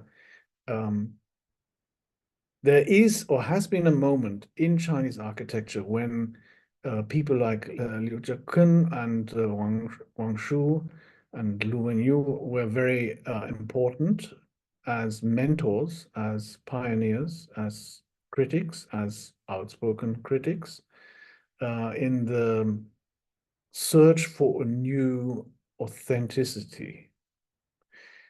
However, as they become more successful, as they grow older, and you know, what is their trajectory going to be? So that's an open question. The interesting question for people like ROSSANA and LYNDON is, given the kind of economic downturn, which is absolutely severe in the building industry in China, is this period of lull going to be used for kind of an intellectual theoretical reformation? Are the politicians going to use that for a period of reflection? Or is this just an intermediate period and then thereafter it's again, you know, full-blown modernization? So that, I think, is the interesting thing. Is it possible for critics, theoreticians, practitioners to say, okay, let's take stock, what has happened over the last 20 years or 25 years? What is worth preserving as a path? Where do we need to review how things have proceeded? And I think in that sense, you know, universities such as Tongji and Tsinghua and other places can play a role in making some kind of, you know, raising questions as we are raising now. To what extent is an engagement necessary with history that is not Disneyfied? To what extent are we need to search for strategy to deal with what has already been constructed that is not of a good quality, right? And we're not going to knock that down. So, you know, there are huge questions, and the interesting question is, are we up to it?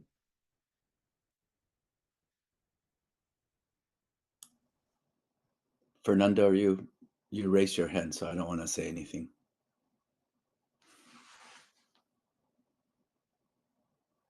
Well, it was a comment on what you said, Lyndon, about coming from interior design, which I found revealing in some way of the sensitivity of your work. And in terms of engagement, the acceptance of this circumstance as a necessity, as a imposing by destiny. I was thinking that in that sense, it merges with a new interest in this, in the small scale, the interest you have in textures, a kind of humanistic architecture which is different in each circumstance, in each moment. So I don't know. I'm trying to say that your acceptance of this circumstance is a kind of engagement, but also revealing that the interest of an architecture that would be less mass-produced, more interested in diversity and the circumstances that produce that diversity, and the touch, the roughness of the surfaces, how important are in your work. So this is, I don't know. Thank you. No, and I think maybe I'll tie that with actually Wilfried's question, Fernando. I think you have a very good point. Both Rosanna and I are fortunate. When we came here, no one, both of us worked for Michael Graves, right? So at that time, no one would, at that time, Michael Graves was not important anymore. And no one, I guess, in their right mind would have hired us based on our Michael Graves portfolio. Right. So, and given that we didn't really have American corporate background like KPF or SOM. And, you know, having been taught by people like Rafael Maneo for me and Enric Miralles by Rossana, Enric Miralles taught Rossana, obviously our sensibilities were quite different. We were given interior projects, but instead of taking it from a decorative point of view, we decided, why don't we do mini architecture within the interiors and try to, and also at that time, we couldn't really import furniture as much as we knew all the significant Charlotte Perriand, Le Corbusier, you know, Achille Castiglione, Sotsas, and all those guys. We really could not import them. So we were forced to deal with a local craftsman and design our own furniture. We had to do graphic design by ourselves just to get a holistic approach to architecture. In hindsight, those were blessings, even though we thought we were quite cursed at that time. In hindsight, they were quite blessings because we had to do it slowly. And to respond to Wilfried Wang's question, I don't think it's temporary, actually, Wilfried. The golden years are over. I think the last 25 years, we're fortunate enough to be in this position. The people, Danke, Open Architecture, Dongkong, us, Tao architects, to a certain extent, Mai and Song, of course, but we're fortunate enough to be able to build a portfolio that today would allow us. Now the clients are very picky. You know, before maybe there's 1,000 projects, now maybe it's only 60. And so all of a sudden they become extremely picky. So I actually feel sorry for the generation behind me. People in their 30s, in their late 30s, early 40s are really unfortunate. I think the ones that will be able to take advantage are the ones in their 20s, because they don't have the pressure to actually do architecture. So they then approach architecture differently, writing, thinking, doing furniture, having a multidisciplinary approach to architecture, thinking architecture outside of sort of the conventional traditional architecture with a big A. You know, I see a number of people looking at Riva, you know, which would probably be not thought of, or the Magnone work. So precedents like that would have been completely dismissed because people want to look at the big architecture. And even a student of mine using Tavora as a reference was really heartwarming for me, because I realized now they have to look at small precedents, little details, because that's all they have. And that's how we started. And I actually think it's really healthy for the society at large. I know it's very painful for people because, and we see it, we experience it ourselves. We're fortunate enough to have international work now, because about 5-6 years ago, we started entering competitions and we managed to get work outside of China. But the golden years that I think Wilfried was talking about, I mean, I hope it continues, but I think it's probably going to last. Some argues that it's going to last, this dry spell is going to last for 10 years or longer.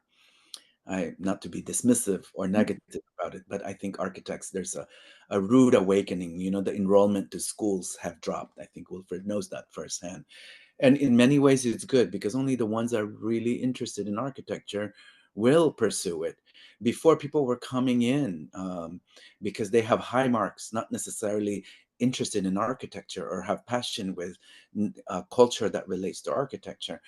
They just think that it's the highest paid profession, and so they're coming. All that's gone now. They're going back to the old route of, you know, either lawyers or doctors, which I think is very healthy for the profession. And I think for critics, there will be more. I know Rossana always complains that in China, there's a lot of lack of criticism. And we were so excited when Wilfried decided to come to Tongji. You did not know how excited we were all. We all were. We were in many ways fearful of his criticism, but so happy that at least we could be critical again and be criticized, as opposed to have no thinking whatsoever in the process of making things. And I just want to quickly, I don't know how to raise my hand. I'm sorry. I was looking all over for the, I don't know where to find that. But Rossana, you go to the React heart logo. Oh, Then oh, you, there. Okay. yeah. Okay, Okay. I see it. Okay, just a quick kind of circling back to engagement and autonomy, offering a different perspective on also what we were discussing about Liu Jiaqun and Wang Shu. So, you know, the engagement and the autonomy outside of just disciplinary and kind of discussion, but say, you know, national discussion. There's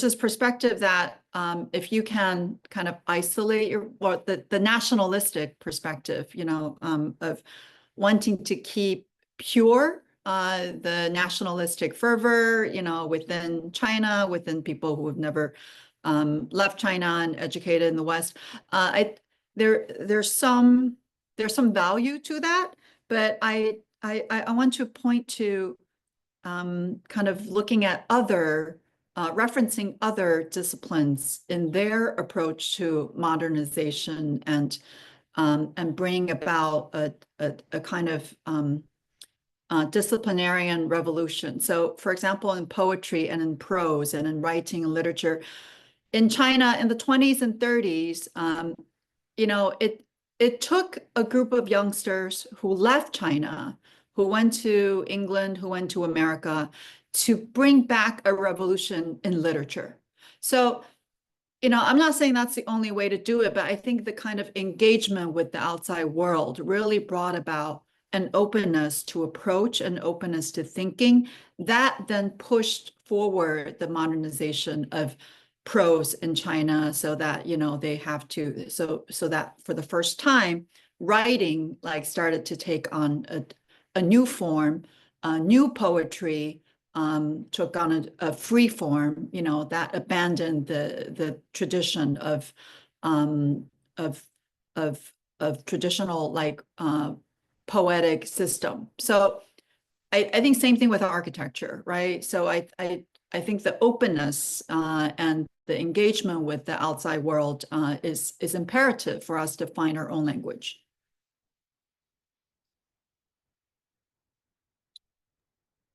Thank you very much for this. That I think brings us back to the overall top topic. And so you're actually helping me making the transition, since we're only have 11 minutes to go. I think my task was to moderate the paper sessions, so I will gladly pass the word to the organizer of the conference, Wilfried and Ruth and Carlos, and maybe they can close the conference in, that was four intense and long days. Yeah, so I will pass the word. Thank you all for your answers and discussions.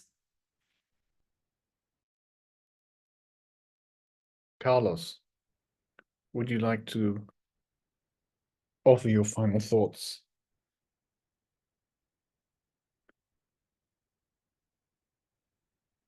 Microphone.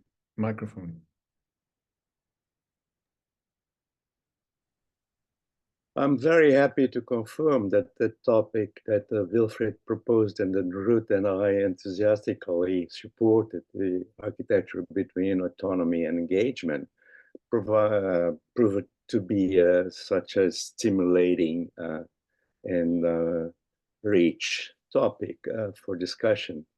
And I'm very glad also to confirm that the selection of speakers and lecturers and that we chose were able to provide such fruitful 4 days, you know, and intense. And I'm glad to realize that how wonderfully Ruth organized the program, so that we have these promenade between, you know, Denise and Bob at the beginning, and then, you know, Rossana and Lyndon at the end, and then in Shangai and Souza in the middle. I think that the very sequence is is enlightening, and it's glad to see that the interior design subject that appeared, with the work of the SPA has reappeared also at the end in Rossana's and LYNDON's presentation. I want to thank the speakers for all the contributions that they made. Our chairs, Elias, Ana Luisa, Sabine, Robert, they were wonderful in their task. And let's also thank the scientific committee and the people who supported us, like Giovanna. And well, I think that we're all looking for the book to appear and for the next conference. So this is really, I think, being the fourth in this series of SICA conference, I think that this is really a kind of event that has already proved to be at the forefront of the discussion about architecture nowadays. Thank you. Ruth.